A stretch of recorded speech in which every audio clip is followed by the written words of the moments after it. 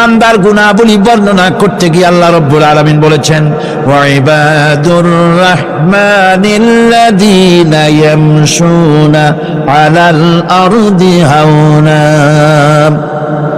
রহমানের বান্দা হলো তারা যারা জমিনের উপরে চলাফেরা করার সময় বিনয়ের সাথে চলাফেরা করে, তারা হচ্ছে রহমানের বান্দা। কার বান্দা? রহমানের বান্দা। আদর করে আল্লাহ বলছেন বান্দা, গোলাম। শয়তান নিজে অভিশপ্ত হওয়ার পর এর প্রতিশোধ নেওয়ার জন্য আল্লাহ পাকের দরবারে বলেছিল, আয় আল্লাহ, তোমার যেই বান্দার কারণে আমার ইবাদতগুলি নষ্ট হয়ে গেল, আমি অভিশপ্ত হয়ে গেলাম, ওই বান্দাগুলিকে লোভ দেখিয়ে আমি যেমনে পারি সবগুলিকে আমি গোমরাহ করে দেব, পথভ্রষ্ট করে দেব। আল্লাহ পাকের জবাবে বললেন, ইন্না ইবাদি লাইসা লাকা আলাইহিম সুলতান ইল্লা মান ইত্তাবাকা মিনাল গাওয়িন। আমার বান্দাদের উপরে তোমার কোনো কর্তৃত্ব নাই। আমার বান্দা, আদর করে আল্লাহ পাক বলছেন, আমার বান্দাদের উপরে তোমার কোনো কর্তৃত্ব নাই। তবে হ্যাঁ, যারা তোমার কথা মান্য করবে তারা অবশ্যই গোমরাহ হয়ে যাবে, পথভ্রষ্ট হয়ে যাবে। কিন্তু আমার সত্যিকারের বান্দা যারা, তাদের উপরে তুমি গোমরাহি, তাদেরকে তুমি পথভ্রষ্ট করতে পারবে না। তাদের উপরে তোমার কোনো কর্তৃত্ব নাই। ভাইরা আমার, হযরত ঈসা আলাইহিস সালামের ব্যাপারে, হযরত ঈসা আলাইহিস সালামকে খ্রিস্টানেরা তারা বলেছে, ওয়াকালাতিন নাসারাল মাসীহ ইবনুল্লাহ। মসিহ হচ্ছে কার ছেলে? নাউযুবিল্লাহ। বলেন সবাই নাউযুবিল্লাহ। তাকে যখন আল্লাহর ছেলে বলা হলো, আল্লাহর পুত্র বলা হলো, রব্বুল আলামিন তার জবাবে বললেন, ইন হুয়া ইল্লা আবদুন আনআমনা আলাইহি। তিনি তো একজন বান্দা, তিনি আমার বান্দা ছাড়া আর কিছুই নন। আমি তার প্রতি অনুগ্রহ করেছি। বান্দা, আমার বান্দা। আল্লাহ পাকের বান্দা হওয়ার ব্যাপারে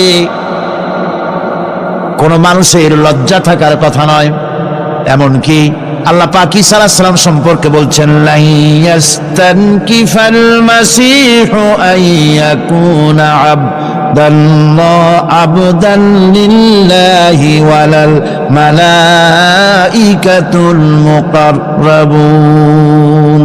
মসিহ আল্লাহর বান্দা, তাতে কখনো বিন্দু মাত্র লজ্জা তিনি পোষণ করেন নাই যে আমি আল্লাহর বান্দা, আল্লাহর গোলাম। এটা কথা হইল? এরকম লজ্জা তিনি পোষণ করেননি। এমনকি তার নিকটবর্তী ফেরেশতা যারা, তারাও আল্লাহর বান্দা, গোলাম হওয়ার জন্য তাদের ভিতরে কোনো লজ্জা নাই। যারা নাকি আল্লাহর গোলাম, এই ব্যাপারে যাদের মধ্যে লজ্জার সৃষ্টি হয়, আল্লাহর গোলাম এটা কেমন কথা, বান্দা হওয়াটা কেমন কথা।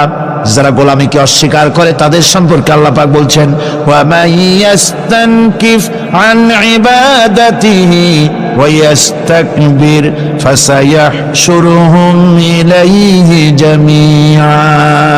কেউ যদি আল্লাহর বন্দেগী করার ব্যাপারে লজ্জা পোষণ করে, যদি লজ্জার কারণ মনে করে, অহংকার করে, গৌরব করে, তাহলে তারা পালাবে কোথায়, যাবে কোথায়? আমি কিয়ামতের দিন সবগুলিকে এক জায়গায় করে ফেলবো। সুতরাং আল্লাহ পাকের গোলামিতে আল্লাহ যে বান্দা বলে যখন ডাকেন, লজ্জার কোনো কারণ নাই। অহংকার যে করবে সে নিজেকে ধ্বংস করবে। আল্লাহ পাক সব নবীদেরকে নিজের বান্দা বলেছেন। নবীরা কি? আল্লাহ পাকের বান্দা। হযরত ইউসুফ আলাইহিস সালাম সম্পর্কে আল্লাহ পাক বলছেন, কাযালিকা লিনাসরিফা আনহু আস-সুআ ওয়াল ফাহশা ইন্নাহু মিন ইবাদিনাল মুখলাসিন। এরূপই ঘটল যাতে আমি ইউসুফ আলাইহিস সালামকে, আমার বান্দা, তাকে আমি নির্লজ্জতা ইত্যাদি থেকে আমি রক্ষা করেছি। নিশ্চয়ই হযরত ইউসুফ ছিল আল্লাহ পাকের বান্দা, আল্লাহ পাকের আব্দ।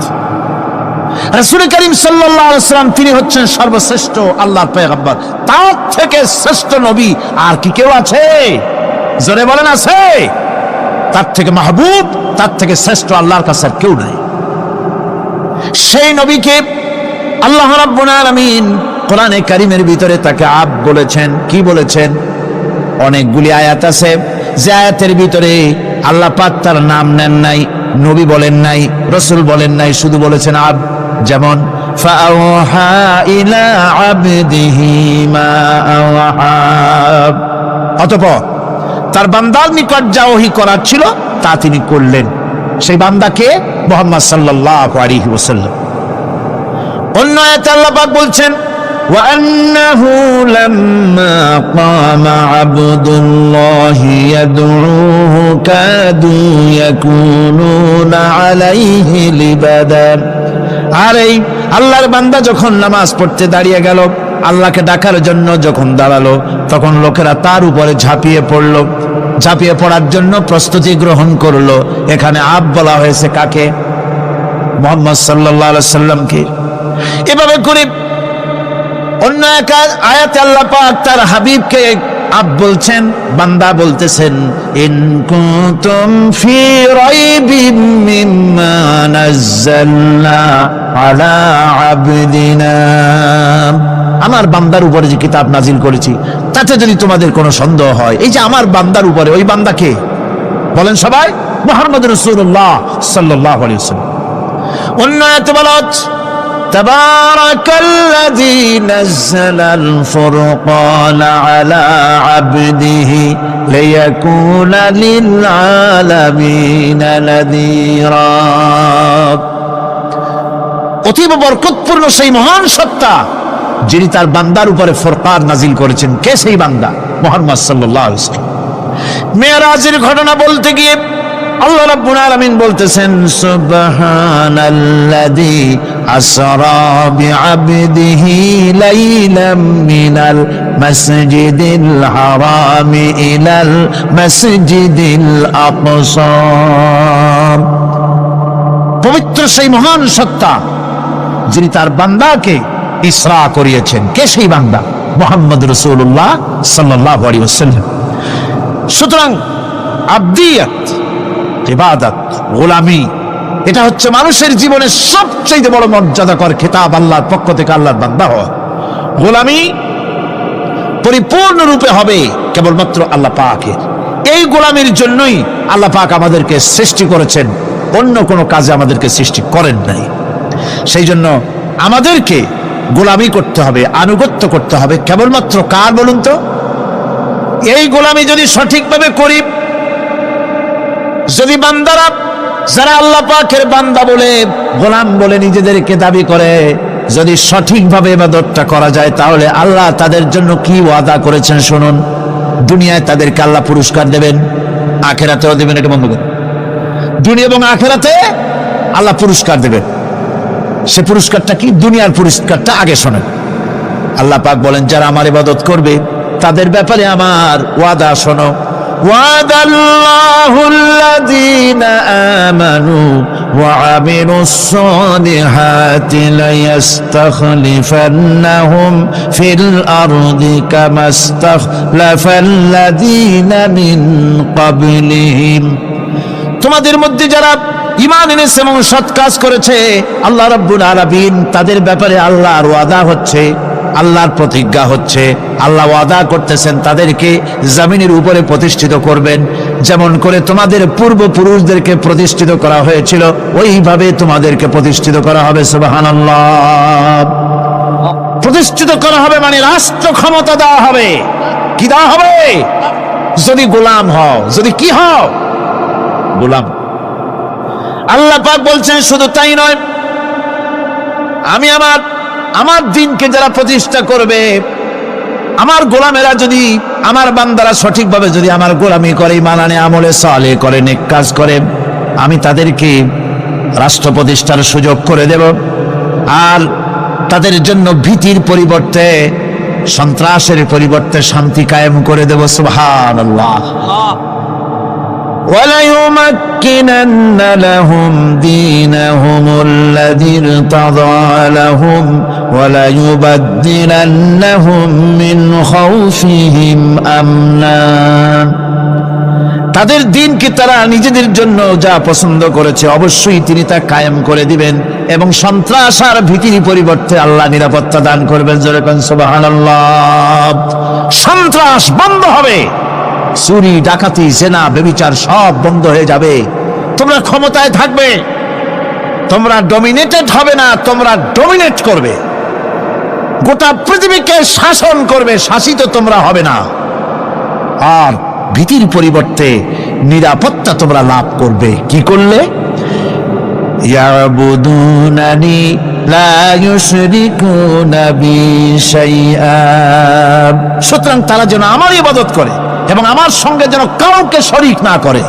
আল্লাহ বলছেন তোমরা যদি আমার সাথে শরীক না করো, ইবাদতের মধ্যে কাউকে যদি শরীক স্থাপন না করো, আর যদি তোমরা আমার ইবাদতটা সলিড ভাবে আমার জন্যই করো, তাহলে রাষ্ট্র ক্ষমতা তোমাদের হাতে আসবে, সন্ত্রাস নির্মূল হবে, শান্তি প্রতিষ্ঠিত হবে। এই হচ্ছে দুনিয়ার পুরস্কার। এটা কিসের পুরস্কার? আর আখিরাতের পুরস্কারের কথা বলা হচ্ছে وَمَن يُطِعِ اللَّهَ وَرَسُولَهُ وَيَخْشَ اللَّهَ وَيَتَّقِهِ فَأُولَئِكَ هُمُ الْفَائِزُونَ। যে ব্যক্তি আল্লাহ এবং রাসূলের আনুগত্য করেছে, আল্লাহকে ভয় করে চলেছে, তার গজব থেকে বেঁচে রয়েছে, সেই হচ্ছে সফল কাম। সফল কাম মানে কি? কিয়ামতের দিন আল্লাহ পাক তাদেরকে জান্নাত দান করবেন। আল্লাহ পাক তাদেরকে কিয়ামতে কি দিবেন? জান্নাত দিবেন, চিরস্থায়ী শান্তির জায়গা, সেই জান্নাত লাভ করা যাবে। আজ ইবাদতের এই যে গুরুত্বপূর্ণ ইবাদত, এই ইবাদতের ভুল অর্থ সমাজের ভিতরে ছড়িয়ে আছে। সাধারণ মানুষও ভুল করেছে, অসাধারণ মানুষেরাও ইবাদতের ভুল অর্থ করে ভুলের মধ্যে নিমজ্জিত আছে বিরাট সংখ্যক লোকেরা। সাধারণ মুসলমানেরা তারা যে ভুলটা করলো ইবাদতের অর্থ করতে গিয়ে, সেটা হলো এই, সাধারণ লোকেরা মনে করলো কয়েকটা অনুষ্ঠানের নাম হচ্ছে ইবাদত, নামাজ, রোজা, হজ, যাকাত, সাদকা, ফিতরা, এর নাম হলো ইবাদত। অনুষ্ঠান শেষে তারা নিজেদেরকে স্বাধীন মনে করলো। তারা আল্লাহ পাকের প্রত্যেকটি আইনের ধারাকে লঙ্ঘন করলো। বছরে একবার রোজা রেখে, বছরে এক মাস রোজা রেখে মনে করলো ইবাদত শেষ। 5 ওয়াক্ত নামাজ পড়ে মনে করলো ইবাদত শেষ। আমি প্রশ্ন করি, 5 ওয়াক্ত নামাজের নামই যদি হয় ইবাদত, 5 ওয়াক্ত নামাজের নামই ইবাদত, এটাই যদি হয়, তাহলে 5 ওয়াক্ত নামাজ পড়তে সময় লাগে কত? উজু টুজু করে বড় জোর 1-1.5 ঘন্টা সময় লাগে 5 ওয়াক্ত নামাজ পড়তে। তো এর নাম যদি হয় ইবাদত, তার অর্থ কি দাঁড়াবে? অর্থ দাঁড়াবে আপনি 24 ঘন্টার ভিতরে 1 থেকে 1.5 ঘন্টার জন্য আল্লাহর গোলাম, বাকি 22 ঘন্টার জন্য শয়তানের গোলাম হতে কেউ রাজি আছেন? রোজার নামই যদি হয় শুধু ইবাদত, তাহলে তার অর্থ দাঁড়াবে বছরের ভিতরে একটা মাসের জন্য আপনি আল্লাহর গোলাম, আর 11 মাসের জন্য শয়তানের গোলাম হতে কেউ রাজি আছেন? তাহলে বিষয়টা কি? বিষয়টা হচ্ছে নামাজ, রোজা, হজ, যাকাতি শুধুমাত্র ইবাদত নয়, আনুষ্ঠানিক ইবাদত তো বটেই, কম্পালসারি ইবাদত তো বটেই, কিন্তু শুধুমাত্র নামাজ, রোজা, হজ, যাকাত ইবাদত শুধুমাত্র নয়, এগুলি হচ্ছে ইবাদতের পার্ট, ইবাদতের অংশ। বরং জীবনের সব ক্ষেত্রে আল্লাহর হুকুমকে মানার নামই হচ্ছে, ভাইরা আমার, একদিকে নামাজ রোজা করছে, অন্যদিকে আল্লাহর আইনের প্রতিটি ধারাকে লঙ্ঘন করে চলছে, মিথ্যা ওয়াদা করে, মিথ্যা কথা বলে, সুদ খায়, ঘুষ খায়, জেনা করে, এরপরে অন্যের হক নষ্ট করে, প্রতিবেশীর হক নষ্ট করে, হারাম মাল খায়, হকদারের হক নষ্ট করে, প্রতিবেশীর হক নষ্ট করে, জিন্দা মুর্দা মানুষকে নিজের জন্য শক্তিধর বলে মনে করে, এক টুকরা রুটির জন্য অথবা এক ফোঁটা, এক ঘটি পানির জন্য কাফেরের কাছে হাত পেতে দাঁড়ায় থাকে। এই যদি অবস্থা হয়, এটাই যদি হয় ঈমান, আর এটার নামে যদি ইবাদত হয়, তাহলে এই পৃথিবীর মুসলমানের আজ লাঞ্ছিত কেন? আল্লাহর ওয়াদা কি মিথ্যা? নাউযুবিল্লাহি মিন যালিক।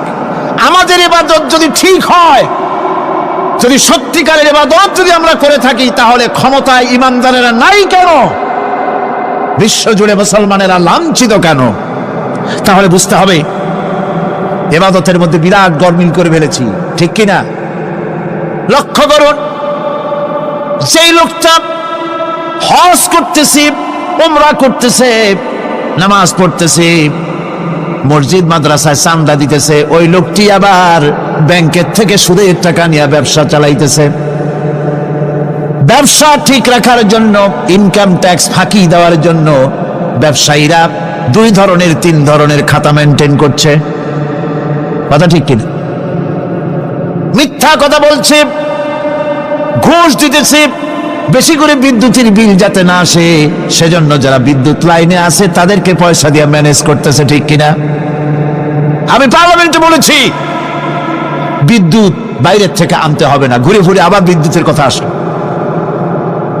বিদ্যুৎ আনা লাগবে না, কারণ আমার দেশে চাহিদা হচ্ছে 2500 মেগাওয়াট, সেখানে 1800 মেগাওয়াট আমাদের আছে।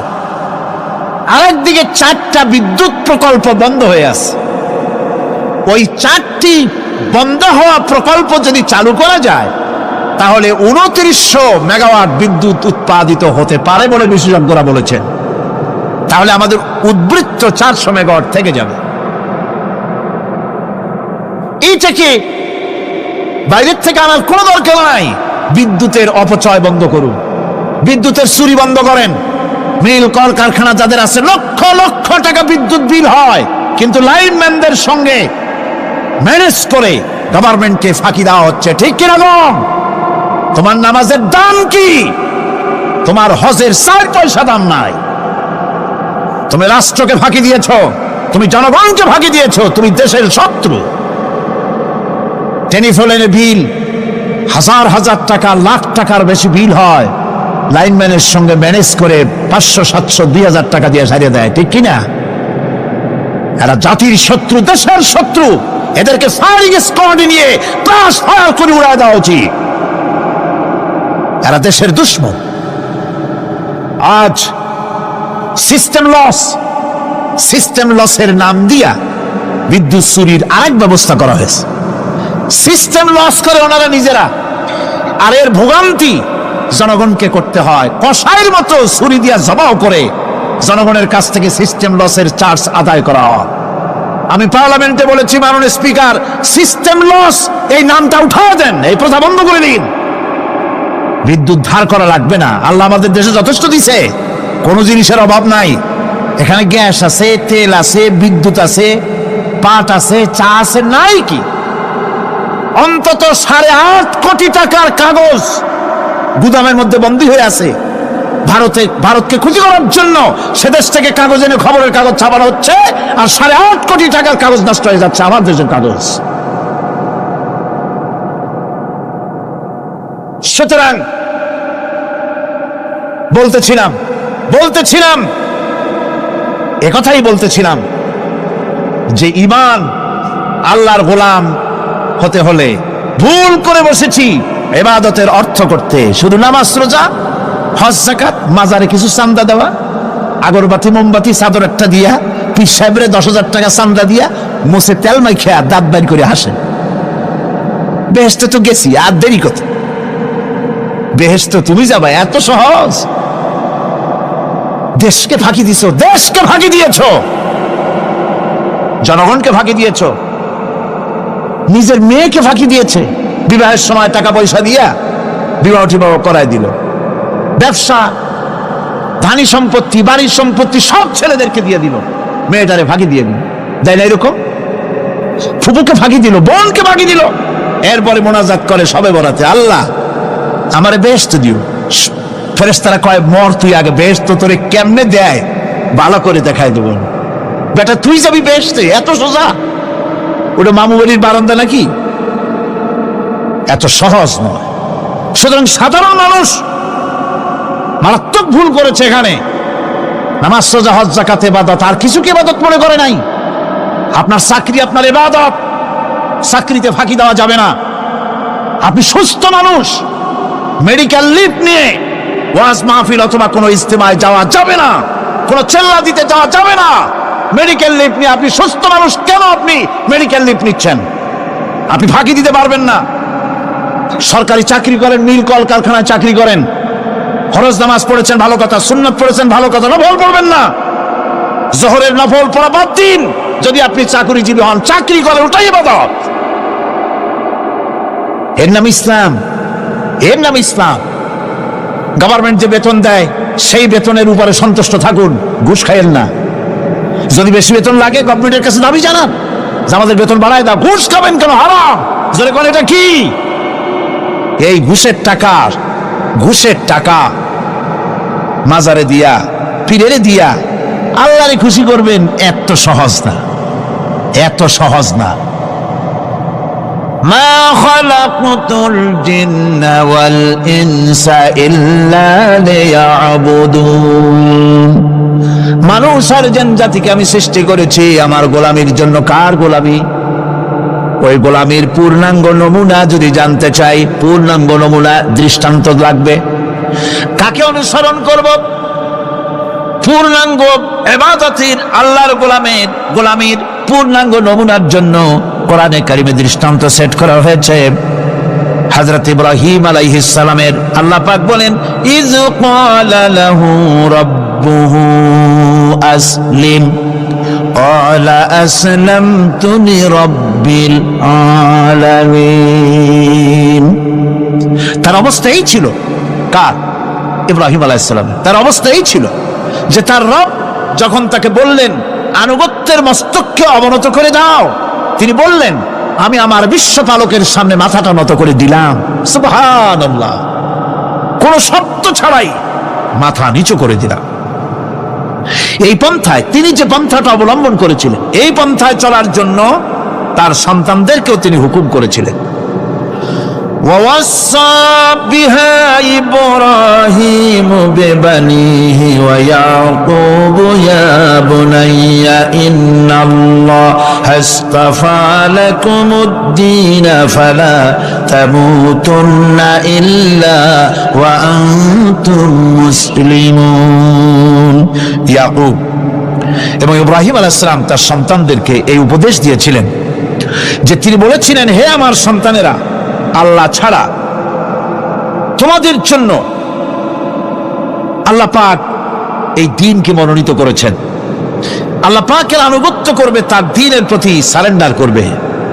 আর খবরদার মুসলমান না হয়ে যেন তোমরা মরে যেও না। মৃত্যু মুসলমান অবস্থায় থাকবে, অর্থাৎ মৃত্যু পর্যন্ত থাকবে কি অবস্থায়?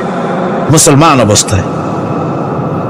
أم كنتم شهداء إذ حضر يعقوب الموت إذ قال لبنيه ما تعبدون من بعدي।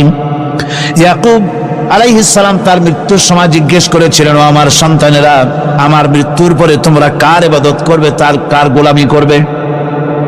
তারা জবাব দিলেন, قالوا نعبد إلهك وإله آبائك إبراهيم وإسماعيل وإسحاق إلها واحدا ونحن له মুসলিমুন।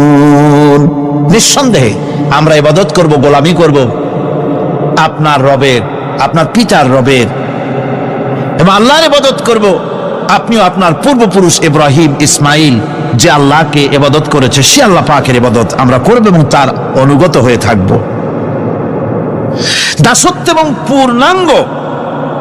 দাসত্বের গোলামির পূর্ণাঙ্গ নমুনা হচ্ছেন হযরত ইব্রাহিম আলাইহিস সালাম। আল্লাহর গোটা জমিন যখন শিরকের অন্ধকারে ডুবে গিয়েছিল, তখন হযরত ইব্রাহিম আলাইহিস সালাম তাওহীদের আলো জ্বালিয়ে দিয়েছিলেন। এই নিবেদিতদের ইমাম হিসাবে আল্লাহ পাক তাকে ঘোষণা দিলেন। কোরআনে কারীম বলছে, وَإِذَا ابْتَلَى إِبْرَاهِيمَ رَبُّهُ بِكَلِمَاتٍ فَأَتَمَّهُنَّ قَالَ إِنِّي جَاعِلُكَ لِلنَّاسِ إِمَامًا। ইব্রাহিমকে তার রব কয়েকটি বাক্য দিয়ে পরীক্ষা করলেন এবং তিনি সেই পরীক্ষাগুলোতে পাশ করলেন। তখন আল্লাহ রাব্বুল আলামিন তাকে বললেন যে আমি তোমাকে গোটা বিশ্ব মানবতার জন্য, গোটা বিশ্বের সমস্ত মানুষের জন্য আমি তোমাকে নেতা বানাবো। সুবহানাল্লাহি বিহামদি। প্রথম পরীক্ষা হলো গতকাল বলেছি সে আগুনের পরীক্ষা, সেখানে আল্লাহ পাক তাকে পাশ করালেন, তিনি পাশ করলেন। দ্বিতীয় পরীক্ষা ছিল বিবি এবং নবজাতক সন্তানকে নিয়ে আল্লাহ হুকুম করলেন, এই বিবি আর বাচ্চারে নিয়ে মরুভূমিতে রেখে আসো। মরুভূমিতে যেখানে ঘর নাই বাড়ি নাই, সেই জায়গায় বিবি এবং বাচ্চাকে রেখে যাওয়ার সময় তিনি বললেন, রব্বানা ইন্নী আসকানতু মিন যুররিয়্যাতি বিওয়াদিন গায়রি যী যাররিন ইনদা বাইতিকাল মুহাররাম। হে আল্লাহ রাব্বুল আলামিন, আমি পানি এবং তরুলতাবিহীন এক মরুভূমির ভিতরে আমার বংশের একটি অংশকে এখানে রেখে গেলাম, তোমার ঘরের কাছে পুনর্বাসিত, আমি তাদের কাছে, এই ঘরের কাছে, সম্মানিত ঘরের কাছে রেখে গেলাম। পরীক্ষায় তিনি পাশ করলেন। হযরতে হাজেরা প্রশ্ন করলেন, ইব্রাহিম, পানি নাই, খাবার নাই, মানুষ নাই, ঘর নাই, বাড়ি নাই, মরুভূমির ভিতরে আমাকে আর আমার বাচ্চারে ফেলে রেখে যাচ্ছ কেন? কোনো জবাব নাই। 2 বার 3 বার প্রশ্ন করলেন। এরপরে তিনি আবার প্রশ্ন করলেন, বললেন, ইব্রাহিম, এটা কি আল্লাহর হুকুম নাকি? হযরত ইব্রাহিম আলাইহিস সালাম নিজের কলিজার টুকরা সন্তান আর বিবিকে রেখে যেতেছেন ভারাক্রান্ত মন নিয়ে। তিনি আকাশের দিকে আঙ্গুল উঁচু করে দেখালেন। হযরত হাজেরা বুঝলেন ইনি তো আল্লাহর পয়গম্বর, আমার কোন অপরাধে এভাবে ফেলে যাওয়ার কথা নয়। তিনি বুঝলেন এটা আল্লাহর হুকুম। হযরতে হাজেরা বললেন, ইব্রাহিম রে, নিশ্চিন্ত মনে বাড়ি ফিরে যাও, আমার মনে কোনো চিন্তা নাই, কোনো পেরেশানি আর এখন নাই। আল্লাহর হুকুমে যদি আমাকে মরুভূমির ভিতরে ফেলে যেয়ে থাকো, তাহলে আমি ওই আল্লাহর প্রতি এতটা ভরসা রাখি যে এই মরুভূমির ভিতরে জল পানি শূন্য, খাদ্য শূন্য জায়গায় আমি আমার বাচ্চাকে আল্লাহ রব্বুল আলামিন না খাওয়াইয়া মারবেন না। দ্বিতীয় পরীক্ষায় পাশ করল। 3 নম্বরে পরীক্ষা হলো, সন্তান বড় হয়ে গেছে, বুদ্ধি হয়েছে, দৌড়াতে পারে। আল্লাহ রাব্বুল আলামিন হুকুম করলেন, ছেলেকে জবাহ করো। কত বড় আগুনের পরীক্ষা! কোরআন শরীফ বলছে, হযরত ইব্রাহিম আলাইহিস সালাম নিজের ছেলেকে ডেকে নিয়ে বললেন, ইয়া বুনাইয়া ইন্নী আরা ফিল মানামি আন্নী আযবাহুক ফানজুর মাযা তারা। হে আমার কলিজার টুকরা সন্তান, আমি স্বপ্নে দেখেছি যেন আমি তোমাকে জবাহ করতেছি, তোমার রায় কি, তোমার মত কি, আমারে শোনাও। ছেলে পয়গম্বর, ছেলে তার জবাবে বললেন, ইয়া আবাতি ফাআল মা তু'মার সাতাজিদুনি ইনশাআল্লাহু মিনাস সাবিরিন। হে আমার আব্বাজান, আপনি যে ব্যাপারে স্বপ্নের ভিতরে আদিষ্ট হয়েছেন, আপনি তা কার্যকরী করুন। আমাকে এতটুকু অধৈর্যের মধ্যে পাবেন না, আমাকে ধৈর্যশীলদের মধ্যে পাবেন। আমারে আপনি আল্লাহর হুকুম পালন করেন। আল্লাহ পাক শোনাচ্ছেন, ফালাম্মা আসলামা ওয়া তাল্লাহু লিল জাবিন। পিতা পুত্র দুজনই রাজি হয়ে গেল। পিতা তার ছেলেকে কাঁধ করে গলার উপরে ছুরি ধরেছেন। আল্লাহ রাব্বুল আলামিন ইসমাইল জবাহ হোক, এটা আল্লাহ চান নাই, আল্লাহ চেয়েছেন পরীক্ষা করতে। পরীক্ষায় ইব্রাহিম পাশ হয়ে গেলেন। আল্লাহ পাক বলছেন, ওয়ানাদাইনাহু আইয়া ইব্রাহিম ক্বাদ সাদ্দাকতার রুইয়া ইন্না কাযালিকা নাজজিল মুহসিনিন। আমি ইব্রাহিমকে ডেকে বললাম, ইব্রাহিম, তুমি তোমার স্বপ্নকে বাস্তবে রূপ দিয়েছো, আর এভাবেই করি আমি মুহসিনিনদেরকে পুরস্কৃত করে থাকি। আল্লাহ পাক খুশি হলেন। আল্লাহ পাক বললেন, ইন্না হাযা লাবালাউল মুবিন। নিঃসন্দেহে এটি একটি বিরাট পরীক্ষা ছিল, ঠিক কি না? আল্লাহ নিজে বলছেন এটা একটি বিরাট পরীক্ষা, আজিম ইমতিহান। সে ইমতিহানে তিনি পাশ করলেন। পরীক্ষায় উত্তীর্ণ হওয়ার জন্য রব্বুল আলামিন পুরস্কার দিয়া দিলেন। আল্লাহ পাক বললেন, সালামুন আলা ইব্রাহিম। পড়েন সবাই, সালামুন আলা ইব্রাহিম। ইব্রাহিমের প্রতি আল্লাহ পাক বললেন, ইব্রাহিমের প্রতি সালাম রইল। সুবহানাল্লাহি ওয়া বিহামদিহি। ইবাদত এর আনুগত্যের এই উৎকৃষ্ট দৃষ্টান্ত স্থাপনের পর আল্লাহ পাক তার গোটা বিশ্বের মুসলমানদেরকে কিয়ামত পর্যন্ত ইব্রাহিম আলাইহিস সালামকে জাতির পিতা বানায়া দিলেন। সুবহানাল্লাহ কইতে ইচ্ছা করে না? এরকমের পরীক্ষা কোন পিতারা দিতে পারছে নাকি? গোটা বিশ্বের সমস্ত মানব মণ্ডলীর জন্য আল্লাহ পাক ইব্রাহিম আলাইহিস সালামকে কিয়ামত পর্যন্ত জাতির পিতা হিসাবে ঘোষণা করেছেন। সুবহানাল্লাহ। মিল্লাতা আবিকুম ইব্রাহিম হুয়া সাম্মাকুমুল মুসলিমিন। তোমরা তোমাদের পিতা ইব্রাহিমের মিল্লাতের উপর প্রতিষ্ঠিত হও। আল্লাহ পাক বলছেন তোমাদের পিতা ইব্রাহিমের মিল্লাতের উপরে প্রতিষ্ঠিত হও, আর আল্লাহ তোমাদের নাম রেখেছে মুসলমান, তোমরা হচ্ছে মুসলমান। আমাদের পরিচয়, ওই যে পরিচয়ের কথা আগে হয়ে গেছে, আমাদের পরিচয় আমরা মুসলমান। আমাদের পরিচয় কি? মুসলমান। এটা প্রথম পরিচয়। ইবাদতের পূর্ণাঙ্গ মাপকাঠি হিসেবে আল্লাহ পাক হযরত ইব্রাহিম আলাইহিস সালামকে দুনিয়াবাসীর সামনে পেশ করেছেন। কোরআন বলছে ইহুদি এবং খ্রিস্টানেরা মুসলমানদেরকে বিভ্রান্ত করতে চায়। তারা বলে وقالوا كونوا هودا أو نصارى تهتدوا قل بل ملة إبراهيم حنيفا وما كان من المشركين।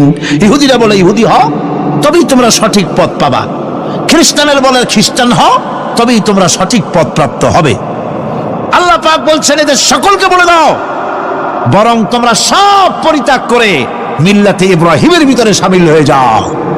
এটাই মুক্তির পথ, এটাই নাজাতের পথ, এটাই আল্লাহর পথ। সুবহানাল্লাহি ওয়া বিহামদিহি। এমনকি রাসূল কারীম সাল্লাল্লাহু আলাইহি ওয়াসাল্লামকে আল্লাহ পাক বলেছেন আনিত্তাবি মিল্লাতা ইব্রাহিম হানিফা, চারদিক থেকে মুখ ফিরিয়ে এনে মিল্লাতে ইব্রাহিমের ভিতরে শামিল হয়ে যাও, তারই অনুসরণ করো। রাসূল কারীম সাল্লাল্লাহু আলাইহি ওয়াসাল্লাম ইবাদত বা আনুগত্যের সর্বোৎকৃষ্ট নমুনা হওয়ার কারণে ইব্রাহিম আলাইহিস সালাম সম্পর্কে হুজুর বলেছেন ইন্না ইব্রাহিমা খায়রুল বারিয়া, রাওয়াহু মুসলিম। রাসূল সাল্লাল্লাহু আলাইহি ওয়াসাল্লাম বলেছেন ইব্রাহিম হচ্ছেন জগতের সর্বোত্তম ব্যক্তি। সুবহানাল্লাহ। সুতরাং আমাদেরকে ইবাদতের নমুনা হিসেবে ইব্রাহিম আলাইহিস সালামকে মানদণ্ড হিসেবে দেখতে হবে যে কিভাবে তিনি সারেন্ডার করেছিলেন আল্লাহ পাকের দরবারে।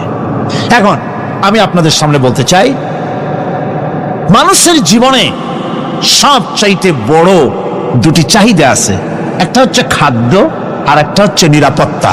একটা খাদ্য আর একটা কি? নিরাপত্তা। পেট ভরে খাইতে চাই আর চোর ডাকাতের উপদ্রব থেকে নিরাপত্তা পেতে চায়। আইন শৃঙ্খলা পরিস্থিতির উপরে যখন পার্লামেন্টে আলোচনা হচ্ছিল আমি তখন বলেছি মাননীয় স্পিকার, আমার দেশের সাধারণ ভোটারদের বড় কোনো আশা আকাঙ্ক্ষা নাই। তারা কোনোদিন বলে না যে আমাদের গুলশানে বাড়ি দিতে হবে সকলে, আমাদেরকে মঙ্গল গ্রহে অফিস বানায় দিতে হবে, পাঁচেরও গাড়ি দিতে হবে, এগুলি তারা দাবি করে না। যারা ভোট দেয়, কষ্ট করে, মিছিল করে, এই সাধারণ জনগণের দাবি হচ্ছে মিনিমাম দাবি, খুবই কম। তাদের দাবি হলো মোটা সুতার কাপড় চাই ইজ্জত ঢাকার জন্য, পেট ভরে খেতে চাই, পোলাও কোরমা বিরিয়ানির দরকার নাই, আর আশ্রয়ের জন্য ছোট্ট একটু ঘর চাই, চোর ডাকাতের উপদ্রব থেকে নিরাপত্তা চাই। কথা ঠিক কিনা? আমি বললাম স্পিকার সাহেব, আজ পর্যন্ত যতগুলি গভর্নমেন্ট এসেছে বাংলাদেশে, প্রত্যেকটি গভর্নমেন্ট আমার দেশের জনগণের এই ন্যূনতম দাবি, এই আশা পূরণ করতে ব্যর্থতার পরিচয় দিয়েছে। কেউ পারে নাই। যারাই গেছে তারাই তাদের নিজেদের আখের গোছাবার চেষ্টা করেছেন। সব নিজেকে নিয়ে ব্যস্ত, নিজের লোকদের নিয়ে ব্যস্ত, জনগণ নিয়ে চিন্তা নাই। সুতরাং মানুষের চাহিদা হচ্ছে খাদ্য আর নিরাপত্তা। আমরা কি খাদ্য আর নিরাপত্তা সত্যি কি চাই? চাই। খাদ্য যদি চাই ক্ষুধার সময়, নিরাপত্তা যদি চাই ভীতির সময়, আল্লাহ রাব্বুল আলামিন বলেন কোন গভর্নমেন্ট দিতে পারবে না, দুনিয়ায় কেউ দিতে পারে নাই, পারবেও না। ক্ষুধার সময় যদি খাদ্য চাও, ভীতির সময় যদি নিরাপত্তা লাভ করতে চাও, তাহলে ফালিয়াবুদু রাব্ব হাযাল বাইত, এই ঘরের মালিকের ইবাদত কর। কোন ঘর? কাবা ঘর, বলেন কোন ঘর? কাবা ঘর। কাবা শরীফের মালিকের ইবাদত কর, তাহলে কি হবে? আল্লাযী আত'আমাহুম মিন জু'ই ওয়া আমানাহুম মিন খাউফ। এই ঘরের মালিকের ইবাদত যদি করো তাহলে ক্ষুধার সময় তিনি তোমাদেরকে খেতে দিবেন, আর ভীতির সময় তিনি তোমাদের নিরাপত্তা দান করবেন। হে ওয়াদা কার? চিল্লায় বলেন ওয়াদা কার? আল্লাহ পাকের ওয়াদা বিশ্বাস হলো না, এমনই পোড়া কপালের মুসলমান। নির্বাচন যখন আসলো, সলিমউদ্দিন সাহেব আসতেন মঞ্চের উপরে, পরিচয় করানো হচ্ছে। এত আপনারা যার বক্তৃতা শোনার জন্য দ্বীপ্রহরের রৌদ্রে কষ্ট করতেছিলেন, এখন সেই সংগ্রামী জননায়ক বিপ্লবী সন্তান, তিনি এখন আপনাদের সামনে বক্তব্য রাখবেন। বুড়ি দাঁড়ায় বললেন, ভাইয়ারা আমার, বোনেরা আমার, আমি এবার বোতল মার্কা বাক্স নিয়ে দাঁড়াইছি, আমারে সকলে মিলে ভোট দেন। এবার যদি ক্ষমতায় যেতে পারি, না খাইয়া কেউ মরবেন না, কিন্তু কি খাইয়া মরবে তাও কয় না। মানুষেরা এই কথাগুলি বিশ্বাস করলার সমানে ভোট দিল। হায় রে কপাল! আল্লাহ বললেন, আমার ইবাদত কর, আমার গোলামি কর জীবনের সব জায়গায়, তাহলে ক্ষুধার সময় খাইতে পারবি আর ভীতির সময় নিরাপত্তা পাবি। আল্লাহর কথাটা বিশ্বাস হইল না। এই নামাজ পড়ার মুসলমানের দাম আছে, কোন দাম আছে? এ রোজা খাওয়ার দাম আছে, এ মুসলমান দাবি করার দাম আছে। আল্লাহ রাব্বুল আলামিন তিনি পরিষ্কার করে বলছেন, এই ঘরের মালিকের ইবাদত করো, তিনি ক্ষুধার সময়ে খেতে দিবেন, আর তিনি তোমাদেরকে ভীতির সময় নিরাপত্তা দান করবেন। চাউলের অভাব হবে না, পাটের অভাব হবে না, খাদ্যের অভাব হবে না, কারণ দুটি জিনিস যদি তোমরা করতে পারো, খাবারের অভাব হবে না।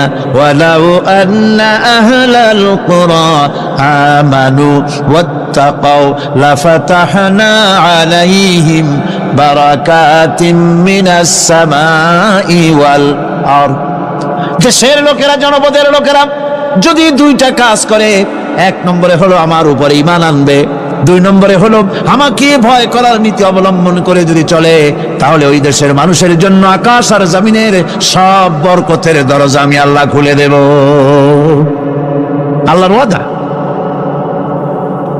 আল্লাহ পাকের নিকট মানুষের সবচাইতে বড় দাবি কি? আল্লাহর কাছে মানুষের সবচাইতে বড় দাবি কি করতে পারেন? আল্লাহ পাকের কাছে মানুষের শ্রেষ্ঠ দাবিটা আল্লাহ নিজেই শিখাই দিয়েছেন। আমার কাছে দাবি কর, ইহদিনাস সিরাতাল মুস্তাকিম। আয় আল্লাহ, একটা সোজা, একটা সরল রাস্তা আমারে দাও, একটা সহজ পথ আমারে দাও। এই কথা সূরা ফাতিহা দাবি করার পর আল্লাহ রাব্বুল আলামিন এই অভিনন্দনের জবাবে, 7টা বাক্যের অভিনন্দনের জবাবে আল্লাহ রাব্বুল আলামিন 30 পারা কোরআন শরীফ নাজিল করে দিলেন। সূরা ফাতিহার এই সওয়ালের জবাবে আল্লাহ পাক বললেন, ওয়া আনি'বুদুনি হাযা সিরাতুম মুস্তাকিম। সোজা রাস্তা চাও, আমার গোলামি করো, ইবাদত করো। সব জায়গায় ইবাদত, গোলামি করাই লাগবে। আমার কাছে সোজা রাস্তা চাও, সোজা রাস্তা হলো আমার গোলামি করা। কার গোলামি? বেহেশতে যেতে চান? আমি আস্তে গেলাম বলে আপনারও আস্তে জবাব দিলেন। বেহেশতে যেতে চান? সুবহানাল্লাহ। এমন কোন মানুষ আছে নাকি যে বেহেশতে যেতে চায় না? মদ খোর যাইতে চায়। সবাই, আমরা সবাই বেহেশতের আশা করি, ঠিক কিনা? আল্লাহ রাব্বুল আলামিন বলেন, বেহেশতে যদি যেতে চাও তাহলেও ইবাদত করা লাগবে, ইবাদত ছাড়া জান্নাতে যাওয়া যাবে না। ফাদখুলি ফি ইবাদি ওয়াদখুলি জান্নাতি। সর্বপ্রথম আমার বান্দার মধ্যে দাখিল হয়ে যা, আমার গোলামির মধ্যে দাখিল হ, আমার গোলাম হয়, এরপরে আমার জান্নাতে চলে যা। আগে গোলাম হবি, তারপরে কোথায় যাবি? জান্নাতে যাবে। আগে গোলাম হ, আগে গোলামির খাতায় নাম লেখা, আগে সত্যিকারের আমার বান্দা হ, গোলাম, এরপরে জান্নাতে যাওয়া যাবে। জান্নাতে যাইয়া আল্লাহর সাথে কি দেখা করতে চাই? আল্লাহর সাথে দেখা করতে চাই। আল্লাহ রাব্বুল আলামিন বলেন, فمن كان يرجو لقاء ربه فليعمل عملا صالحا ولا يشرك بعبادة ربه أحدا। তোমাদের মধ্যে যদি কেউ আল্লাহর সঙ্গে তার রবের সঙ্গে যদি কেউ দেখা করতে চায় তাহলে সে যেন ভালো ভালো কাজ করে, নেক কাজ করে, আর তোমার রবের সাথে অর্থাৎ আল্লাহ রব্বুল আলামিনের সাথে ইবাদতের মধ্যে যেন কাউকে শরীক না করেন। শিরক যদি না করো, খাঁটি গোলাম খাঁটি বান্দায় যদি পরিণত হতে পারো, কিয়ামতের দিন আল্লাহ রব্বুল আলামিনের সঙ্গে দিদার নসিব হয়ে যাবে। এই গোলামি করব কতদিন? কতদিন গোলামি করব? এই প্রশ্নের জবাবে আল্লাহ রাব্বুল আলামিন কোরআনে কারীমের মধ্যে জবাব দিয়ে দিয়েছেন, ওয়া'বুদ রাব্বাকা হাত্তা ইয়াতিয়াকাল ইয়াকিন। মৃত্যু পর্যন্ত যতক্ষণ না নাক দিয়ে শেষ প্রশ্বাসটি নিঃশ্বাসটি বেরিয়ে যাচ্ছে ততক্ষণ পর্যন্ত আনুগত্য গোলামি শব্দ হবে কার? জোরে চিল্লায় এখন কার? এই গোলামি জীবনের সব ক্ষেত্রে করতে পারলে আমরা মুসলমান, আর করতে না পারলে মুসলমান নামে মুনাফিক। না পারলে কি? মুনাফিক। বন্ধুগণ, ইয়াকা না'বুদু পর্যন্ত বলে ওয়া ইয়াকা নাস্তাইনের কথাটা শোনাচ্ছি। সূরা ফাতিহার ভিতরে আমরা পড়ি, পড়েন আমার সাথে, ইয়াকা না'বুদু ওয়া ইয়াকা নাস্তাইন। হায় আল্লাহ, একমাত্র তোমার গোলামি করি আর একমাত্র তোমার কাছে সাহায্য চাই। তুমি ছাড়া কারো কাছে সাহায্য? এটা কি ঠিক? এটা কি আমাদের মনের কথা, ইমানের কথা? আল্লাহ করুন, আল্লাহ করুন, বলি আমিন। হাদিস শরীফে বলা হয়েছে, ইজা সাআলতা ফাসআলিল্লাহ ওয়া ইজা ইসতাআনতা ফাসতাইন বিল্লাহ। কিছু চাইতে হলে আল্লাহর কাছে চাও, কিছু বলতে হলে, ভিক্ষা করতে হলে আল্লাহর কাছেই ভিক্ষা করো। কার কাছে ভিক্ষা করবেন? আল্লাহর কাছে বলুন। আমার বন্ধুগণ, আমি আমার ঈমান থেকে কথা বলি, আমি আমার ঈমান থেকে কথা বলি। কোরআন এবং হাদিস পড়ে যতটুকু আল্লাহ বোঝার তৌফিক দিয়েছেন সেই কথাগুলি পেশ করার জন্য চেষ্টা করি। বন্ধুগণ, এদিক ওদিক কোনো দিকে না ঘুরে মসজিদে যান, মসজিদে গিয়ে নামাজ পড়েন আর আল্লাহর কাছে হাত পেতে আল্লাহরে বলেন। সেজদা গিয়া যখন রব্বুল আলামিনের দরবারে কিছু চাইবেন, হুজুরের কাছে জিজ্ঞেস করা হয়েছে, হুজুর, বান্দা কখন আল্লাহর নিকটবর্তী হয়ে যায়? আল্লাহর নবী বলেছেন, বান্দা যখন সেজদা দেয় তখন বান্দা একেবারে আল্লাহ পাকের কাছে চলে যায়। আল্লাহর কাছে চান যা দরকার, ছেলে নাই, মেয়ে নাই, বউ নাই, অথবা চাকরি নাই, প্রমোশন চাই, ব্যবসায় উন্নতি চাই, যা দরকার কাকে বলবেন? মনটাকে পরিষ্কার করুন, আজকে মনটাকে সাফ করুন, সমস্ত দুর্বলতা থেকে মনকে উঠায় আনো, বিশ্বাস করুন, যা চাওয়া যা বলা সবটা আল্লাহর কাছে। কার কাছে? আমি তার গোলাম। আমি কার গোলাম? আল্লাহ ছাড়া কারো কাছে আমার অভিযোগ তুলবো না, সবটা বলবো আল্লাহর কাছে। বলে দেখেন, বলে দেখেন আল্লাহ পাক কিভাবে আপনাকে সাহায্য করেন। সুবহানাল্লাহ। ভাইরা আমার, আল্লাহ রাব্বুল আলামিন রাসূল করিম সাল্লাল্লাহু আলাইহি ওয়াসাল্লামকে বলেছেন, ফাইদা ফারাগতা ফানসাব ওয়া ইলা রাব্বিকা ফারগাব। যখন তুমি খালি হাত হয়ে যাবে, দাঁড়িয়ে যাবে এবং তোমার রবের কাছে মিনতি জানাবে, কিছু যখন থাকবে না, তোমার রবের কাছে দাঁড়ায় যাও আর তার কাছে মিনতি জানাও, তোমাকে আল্লাহ ভরপুর করে দিবেন। ভান্ডের কোনো অভাব নাই। আমাদের ভান্ড হচ্ছে যত দেব তত কমবে, আর আল্লাহর ভান্ড যত দেয় তত সমান সমান থাকে, মোটেই কমে না, মোটেই কমে না। সুতরাং দয়াল বাবা, বাবাজান, কেবলাজান বাবা কি যে কবে আর কি করবে দিশা করতে পারে না। গান বাজনা, তারপরে গোসল শরীফ, কি জানি হাবিজাবি শরীফ, কোনো শেষ নাই, বেদাত দিয়ে ভরে গেছে। এগুলি বিশ্বাস করবেন না, বিদআত খারাফা, এর সাথে মুসলমানের কোনো সম্পর্ক নাই। গান বাজনার সাথে মুসলমানের কোনো সম্পর্ক। হাতে কতগুলো ঢোল নিয়ে তারপরে মাজারের কাছে গিয়ে ঢোল বাজায়, কবরের কাছে, মাথায় কতগুলো চুল, দাঁতে ময়লা, মোষগুলা ঠোঁট দুইটা ঢাইকিয়া দাড়ির কাছে এসে পড়ছে। হায় হায় রে, এই রকমের মোষ আমি মাঝে মধ্যে চিন্তা করি যে দই খায় কেমনে এরা, গাঁজা মদ খাইয়া এগুলো মাজার মধ্যে গিয়ে পড়ে থাকে। আর কি জানি আছে ওইটারে ঘষে আর বলে মদিনা যাব কেমনে, মদিনা যাব কেমন। তুই মদিনা যাবি কেমনে? মদ খেয়ে গাঁজা খেয়ে তুই যাবি মদিনা? একটা কথা হইল? তোর নাপাক কদম আল্লাহ পাকের আরদে মুকদ্দাসে উঠতে পারে না। বদকার, জিনাকার, শারাবি, কাবাবি আল্লাহ পাকের নাফরমান। কতগুলা শালু কাপড় গায়ে দিয়া মাথায় কতগুলা চুল রাখিয়া তারপরে গ্রামের নামে শরীফ। আশ্চর্য কথা, এই গ্রামের নাম শরীফ, ওই গ্রামের নামের মাথায় গিয়া শরীফ। শরীফ তো মক্কা শরীফ, মদিনা শরীফ, কোরআন শরীফ, হাদিস শরীফ। আর শরীফের দরকার নাই। শরীফের জাত মারছে গ্রামে গ্রামে শরীফ লাগাইয়া। কর্ণফুলী শরীফ, চন্দ্রকোনা শরীফ। আশ্চর্য কথা, শরীফ শব্দটা তেজ থাকা উচিত, ঠিক কিনা কন? আমার রাষ্ট্রের ভিতরে কোন মানুষ যদি ঋণগ্রস্ত অবস্থায় মারা যায় আর তার ঋণ পরিশোধের অর্থ যদি না থাকে, তাহলে তার ঋণ পরিশোধের দায়িত্ব আর তার বিবি বাল বাচ্চা প্রতিপালনের দায়িত্ব আমি মোহাম্মদ আমার কাঁধের উপরে নিয়ে নিলাম। দারিদ্র বিমোচনের জন্য নবী করিম সাল্লাল্লাহু আলাইহি ওয়াসাল্লাম মানুষকে কাজ দিয়েছেন, ভিক্ষা কম দিয়েছেন। কেউ চাইলে, রাসূলের আদত মুবারক ছিল, কেউ কিছু চাইলে পকেটে হাত দিতেন, থাকলে দিতেন। জীবনে একদিনের জন্য কাউকে না বলেন নাই। বলেছেন কিছু নাই, বলতেন আজকে দিতে পারলাম না, তুমি আবার এসো, দেব না, এরকম কথা জীবনে একবারও বলেন নাই। সুবহানাল্লাহ। শুধু দিয়েছেন, কিছু নেন নাই। আল্লাহ, সারা জীবন মানুষের কষ্ট বুকের উপরে ধারণ করেছেন, কাউকে কষ্ট দেননি।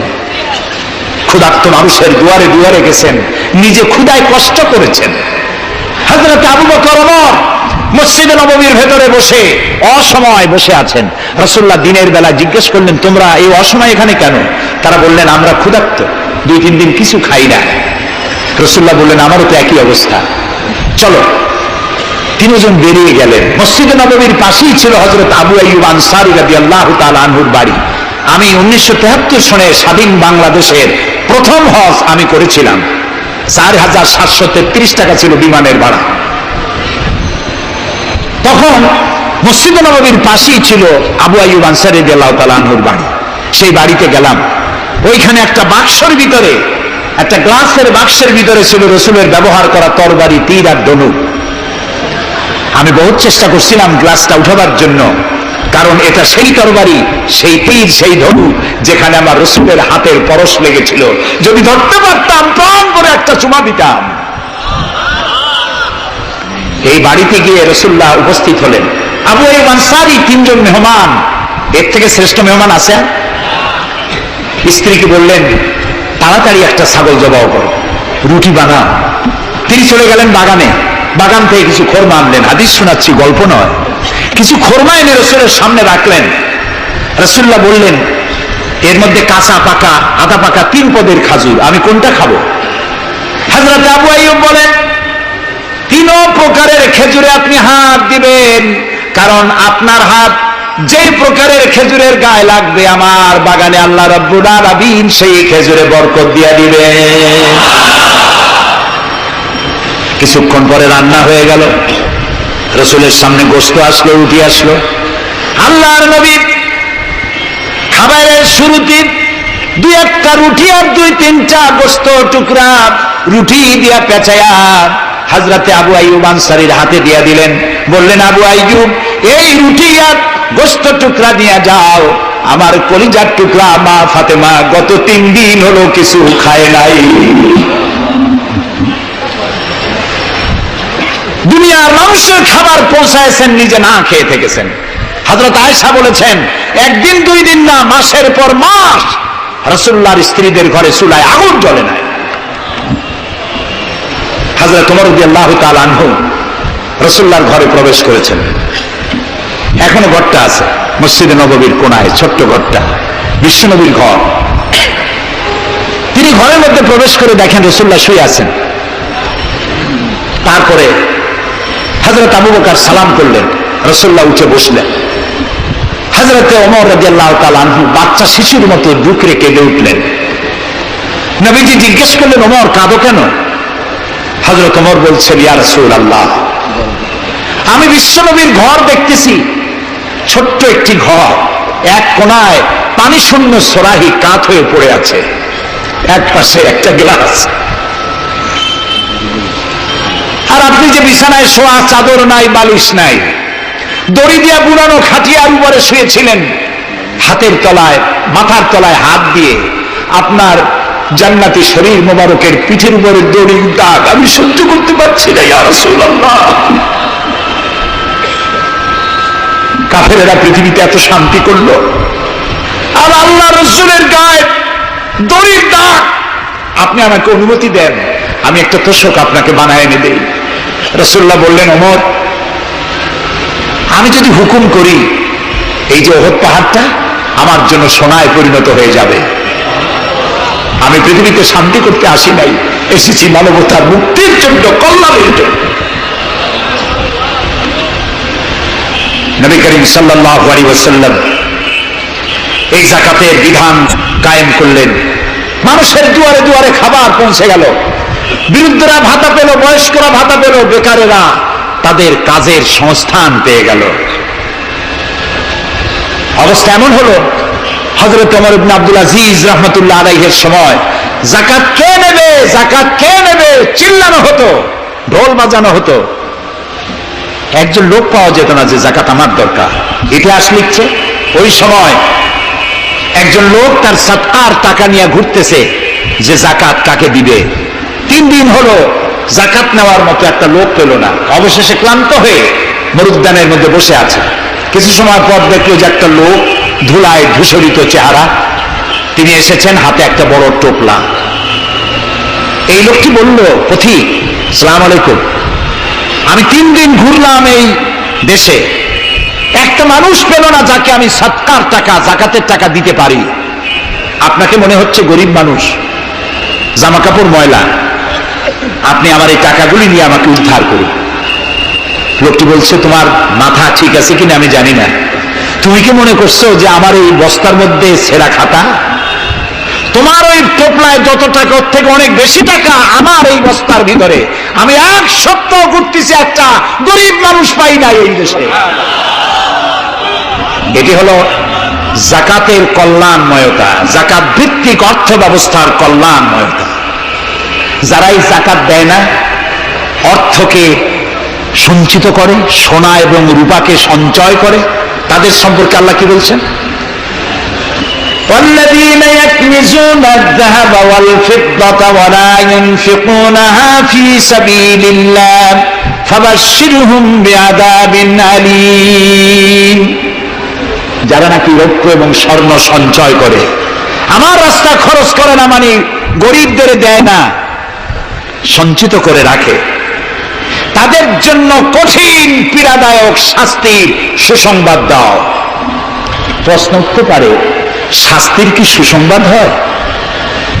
শাস্তির কি হয়? আল্লাহ সুসংবাদ বললেন কেন? এটা বোঝাবার জন্য ছোট্ট একটি দৃষ্টান্ত যথেষ্ট।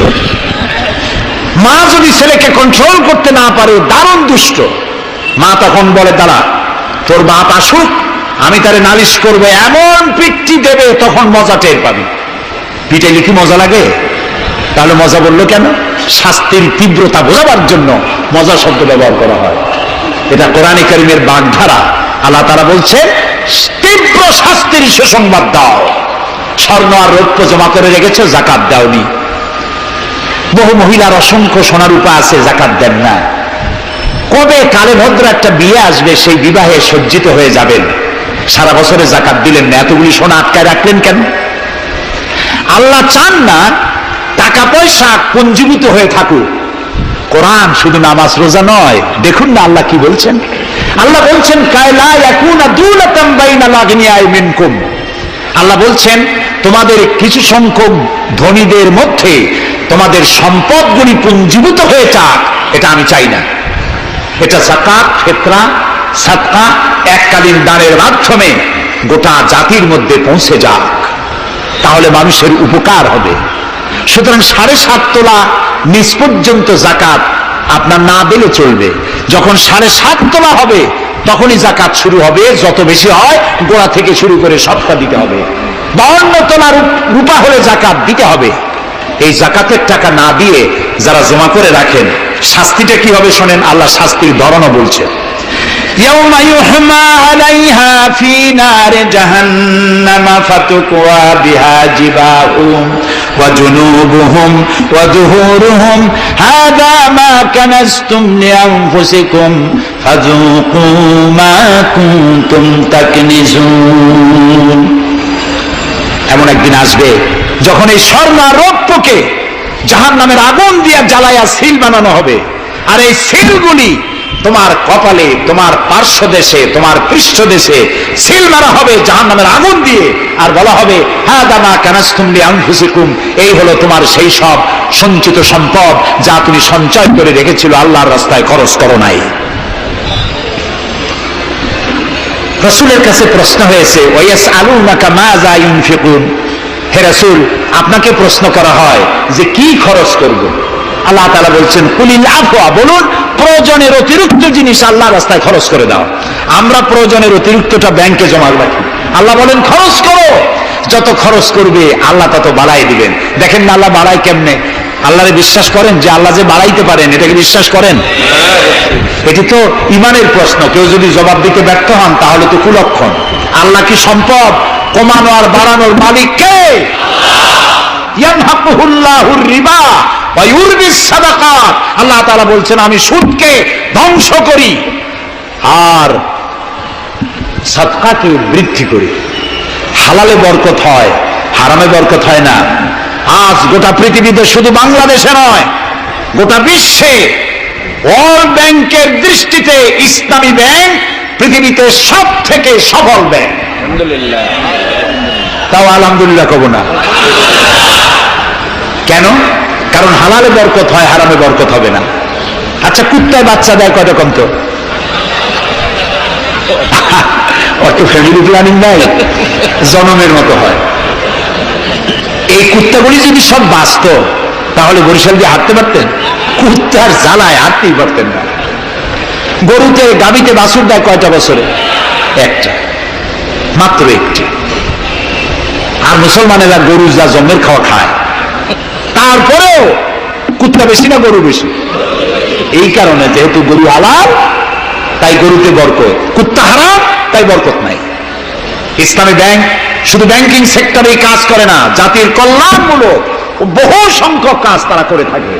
ইসলামী ব্যাংক হাসপাতাল, ইসলামী ব্যাংক ব্যাংকের জন্য কলেজ, ইসলামী ব্যাংক দিয়ে যখন ডিজাস্টার হয়, দুর্ভিক্ষ হয়, যখন বন্যা হয়, জলোচ্ছ্বাস হয়, লক্ষ কোটি কোটি টাকা তারা দুহাতে বিতরণ করে। হ্যাঁ, অনেক প্রকল্প আছে। মেধাবী ছাত্র, গরিব ছাত্রদেরকে স্টাইপেন্ড দেয়, বিধবা নারীদেরকে কি বলে সেলাই করে, সেলাই মেশিন দেয়। যাকাত আরেকটু বলি, আপনারা বিরক্ত হন না তো? যাকাত আমরা কি করি? বছরে একদিন শাড়ি আর লুঙ্গি কিনে প্রদর্শন করি, এক্সিবিশন। অমুক সাহেব যাকাত দেবেন, আপনারা আসবেন। দলে দলে ফকিররা আসলো, একটা লুঙ্গি আর শাড়ি নিতে গিয়ে পদপিষ্ট হয়ে 5টা 10টা মারা গেল। হয় নাই বাংলাদেশে? এই প্রদর্শনী এক্সিবিশনের কোনো মানে নাই। যাকাত নিতে তোমার বাড়ি কেন লোক আসবে? তুমি যাকাতের টাকা তার হকদারের কাছে পৌঁছাইয়া দিবা। কারণ গরিব তোমার করুণার পাত্র নয়। অফি আমওয়ালিহিম হাক্কুল লিসাইলি ওয়াল মাহরুম। আল্লাহ তাআলা বলছেন তোমার সম্পদের ভিতরে গরিবদের অধিকার আছে। গরিব তোমার করুণার পাত্র নয়। যাকাত দিয়ে আসো তার বাড়ি যায়। তবে শাড়ি আর লুঙ্গি দেওয়া কোনো অর্থবহ কাজ নয়। কি দিবেন? রাসূলুল্লাহর কাছ থেকে শিখুন। ওই যে একজন আসলো, ভিক্ষা চাইলো, বলল তোমার কি কিছু নাই? বলল আছে। কি আছে কোন তো? মাশাআল্লাহ, জানি সবাই কিন্তু আমল করি না। দুনিয়ায় যত ভালো কথা সব বলা হয়ে গেছে, বাকি আছে শুধু পালন করা। রাসূলুল্লাহ তাকে বললেন কম্বল আনো। বিক্রি করে কিনলেন কি? কুড়াল। রাসূলুল্লাহ তার নিজের পবিত্র হাত দিয়ে কুড়ালে হাতল লাগাই দিলেন, বললেন যাও জঙ্গলে কাঠ কাটো, বাজারে বিক্রি করো, ভিক্ষা কোনো দিন আর করবা না। 1 বছর পর, হাদিস শুনুন, 1 বছর পর ওই ভিক্ষুক এসে বলছেন, আসসালামু আলাইকা ইয়া রাসূলুল্লাহ, হুজুর আপনি আমাকে চিনেছেন? আমি সেই ভিক্ষুক যে ভিক্ষা নিতে এসেছিলাম, আপনি আমাকে ভিক্ষা না দিয়ে কুড়াল দিয়েছিলেন, কুড়াল দিয়া কাঠ কাটিয়া বাজারে বিক্রি করে আমার কাছে এখন যাকাত দেওয়ার মতো অর্থ জমা হয়ে গেছে। এটার নাম ইসলাম। শুধু নামাজ রোজা জিকির আজগারের জন্য শুধু নয়, নামাজ রোজা জিকির আজগার তো করবো, কিন্তু আমার মানুষকে দারিদ্র বিমোচন করতে হবে। সুতরাং যাকাতের টাকা দিয়ে একটা শিক্ষিত বেকার যুবককে একটা কম্পিউটার কিনে দেন, একটা বিধবা মহিলাকে একটা সেলাই মেশিন কিনে দেন, তার সতীত্ব সে বাঁচাতে পারবে। ক্ষুধার জ্বালায় মানুষ যখন অসহনীয় পর্যায়ে চলে যায়, তখন সে দেহ ব্যবসার মতো নিকৃষ্ট পর্যায়েও চলে যায়। এজন্য ধনীরা দায়ী হবে আল্লাহর কাছে। কচু গাছ কাটতে কাটতেই মানুষ খুন করে। একটা এতিম বাচ্চা ক্ষুধার জ্বালায় ঘুরতেছে, ওই বাচ্চাটি আপনি তাকে একটু আদর করেন, ওরে আপনি একটা চীনাবাদামের বাক্স কিনে দেন 50 টাকা 100 টাকা দিয়া, কিছু চীনাবাদামের পুঁজি দেন, একটা পানের খিলি বানাইয়া বিক্রি করার পুঁজি দেন, কয়েকটা বুট পলিশের কালি আর ব্রাশ কিনে দেন, সে রাস্তায় বসে জুতা পালিশ করবে, ছেলেটি পকেট মারা থেকে চুরি করা থেকে বেঁচে যাবে, সমাজ সংস্কার হবে, সমাজ অপরাধ মুক্ত হবে, সমাজ থেকে দারিদ্র বিমোচন হবে। আলহামদুলিল্লাহ বলুন। আপনি কি জানেন এই যে গাছগুলি লাগালে পরে কত সওয়াব হয়, এবং দারিদ্র বিমোচনের জন্য গাছের কি বিশাল ভূমিকা। রাসূলুল্লাহ বলেছেন, হাদিস, তোমার কাছে যদি এমন খবর আসে যে কিয়ামত হচ্ছে, আর তখন যদি তোমার কাছে কোনো গাছের চারা থাকে, কিয়ামত হচ্ছে, গাছের চারাটি কিয়ামত আসার পূর্বেই গাছের চারাটি লাগিয়ে যাও, কিয়ামতের দিন সৎকায় জারিয়ার সব পেয়ে যাবে। একটি গাছ যদি কেউ লাগায়, ওই গাছে যত পাখি বসবে, ফল হবে, মানুষে খাবে, আশ্রয় নেবে মানুষেরা, কিয়ামত পর্যন্ত সৎকায় জারিয়ার সব মানুষ কবরে বসে বসে পেতে থাকবে। সব জায়গায় সওয়াব আর সওয়াব জানি না, খালি মনে করি ইল্লাল্লাহ ইল্লাল্লাহ বলতে পারলেই সওয়াব। আর খালি ইল্লাল্লাহ বলবেন বা কেন? যারা এই ধরনের জিকির করেন, আমার মনে দারুণ প্রশ্ন, জবাব খুঁজে পাই নাই। আল্লাহর কলেমাকে খণ্ডিত করে জিকির করার পারমিশন কোন হাদিস দিয়েছে? কে দিয়েছে এই পারমিশন? লা ইলাহা ইল্লাল্লাহ, এটা হলো পূর্ণাঙ্গ কালেমা, কমপ্লিট হচ্ছে মুহাম্মদুর রাসূলুল্লাহ। আফজালুল যিকর লা ইলাহা ইল্লাল্লাহ। কতক্ষণ লা ইলাহা ইল্লাল্লাহ, কতক্ষণ ইল্লাল্লাহ ইল্লাল্লাহ ইল্লাল্লাহ। এর অর্থ কি? আল্লাহ ছাড়া, আল্লাহ ছাড়া, আল্লাহ ছাড়া। আল্লাহ ছাড়া কি? কমন সেন্সের শুধু কমন বাদ দিয়া শুধু সেন্স যদি থাকে, কোন মুসলমানের এমন জিকির করা উচিত নয়। তবে common sense is very uncommon. দুর্ভাগ্য জাতি। প্রিয় ভাই সব,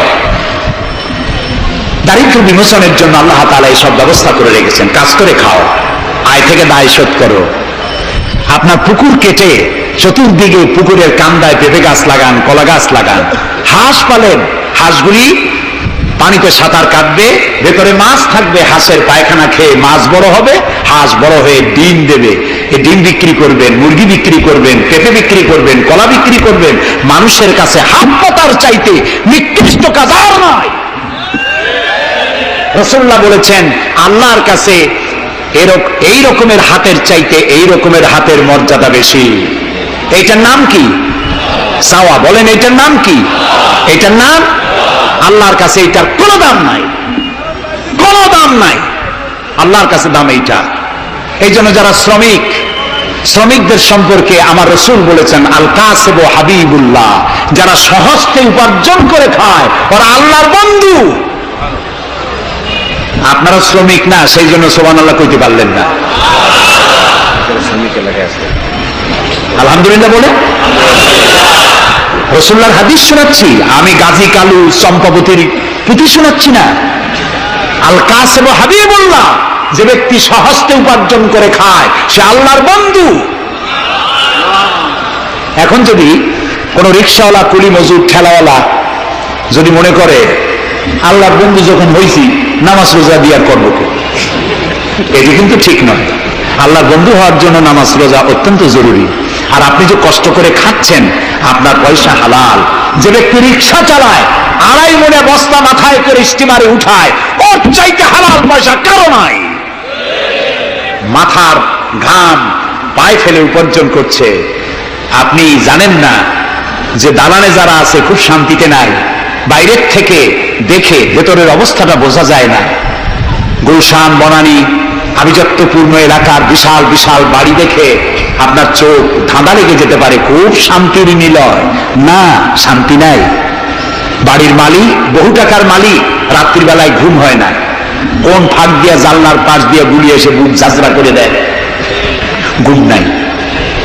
জনমের মতো অসুখ হয়েছে, প্রত্যেক দিন সোনার চাউল দিয়ে ভাত খাইতে পারে, কিন্তু ডাক্তার তার রুজি কন্ট্রোল করে দিয়েছে। পাঙ্গাসের পেটি, খাসির চর্বি খাইতে পারবেন না, ভাত কম খাবেন। সকালবেলায় ডিমের পুষ, দুপুর বেলায় 1 স্লাইস টুস, সন্ধ্যাবেলায় ফলের জুস, খাওয়া শেষ। বউ তো কথা শোনে না। হাজারো কাজ করে ঘরমুক্ত হয়ে স্বামী ফিরেছে। বিবি সাহেবা, বেগম সাহেবা এখন ধরে হাতে ভেরিটি ব্যাগ নিয়ে স্বামীর সামনে থেকে হন হন করে যাচ্ছে। স্বামী বেচারা কষ্ট করে এসে জিজ্ঞেস করছে, তুমি কই যাও? বলছে, আই এম ভেরি বিজি। ছেলে হয়েছে কয়টা? সব গুন্ডা, মাস্তান। মাথায় এত বড় চুল, হাতে এত বড় নখ। মেয়েগুলি বয়ফ্রেন্ড নিয়ে কোথায় চলে গেছে। বেটা বাড়ির কাজের লোক, কাজের মেয়েদের হাতের দেওয়া খানা খাইলো, আদর পাইল না, যত্ন পাইল না, সম্মান পাইল না। খাইয়ে টাইয়া নিজে নিজে শুয়ে আছে, এতগুলা ঘুমের ট্যাবলেট খাইছে, ঘুম আসে না। কিন্তু তুমি মেয়ে রিক্সাওয়ালা, ঠেলাওয়ালা, কুলি, মজুর, সারাদিন কাজ করে পোলার চাউল কিনতে পারো নাই, মোটা চাউল কিনেছো, খেসারির ডাল কিনেছো। একটু কিনে বাড়িতে বউ রান্না করেছে। আমি এই চোখে দেখা কথা বলি, আল্লাহ তাআলা এই বয়সে কম দেখান নাই।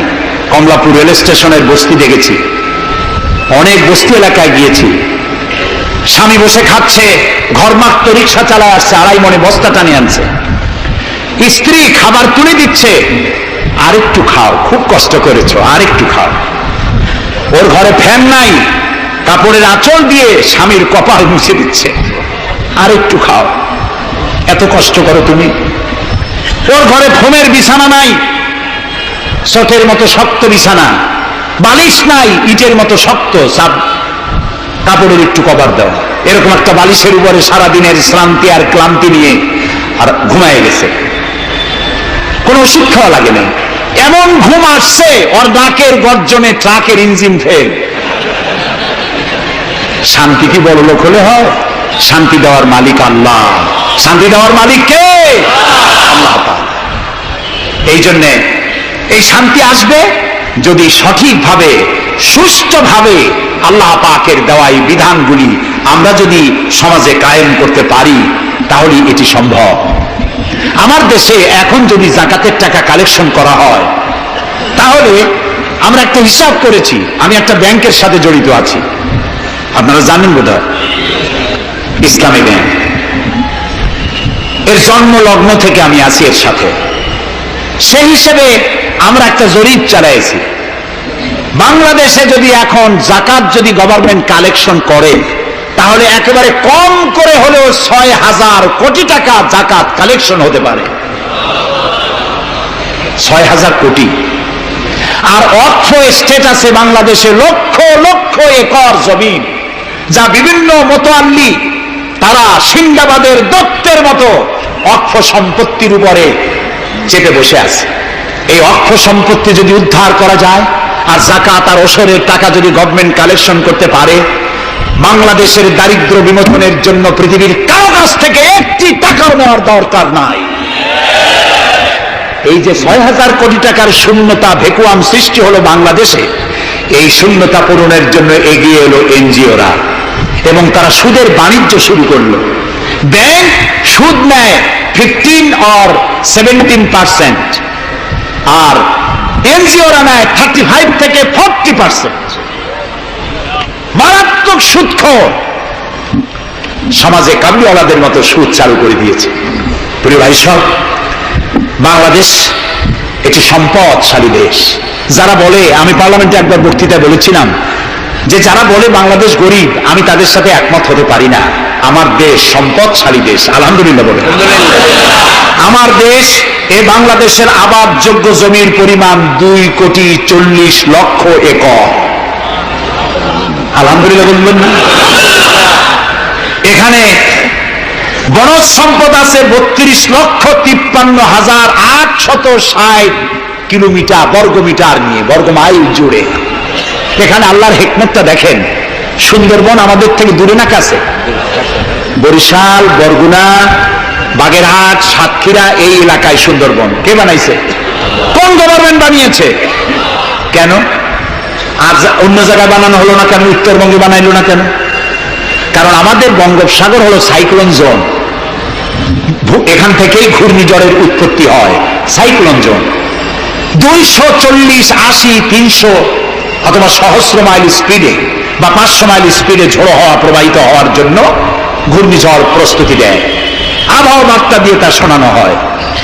উপকূলীয় এলাকায় যদি আল্লাহ তাআলা সুন্দরবন তৈরি না করতেন, তাহলে সমুদ্রের ঘূর্ণিঝড়ের প্রথম ধাক্কায় কুয়াকাটা, পটুয়াখালী, বরগুনা, সাতক্ষীরা, পিরোজপুর, বাগেরহাট, বরিশাল প্রথম ধাক্কায় উড়ে চলে যেত।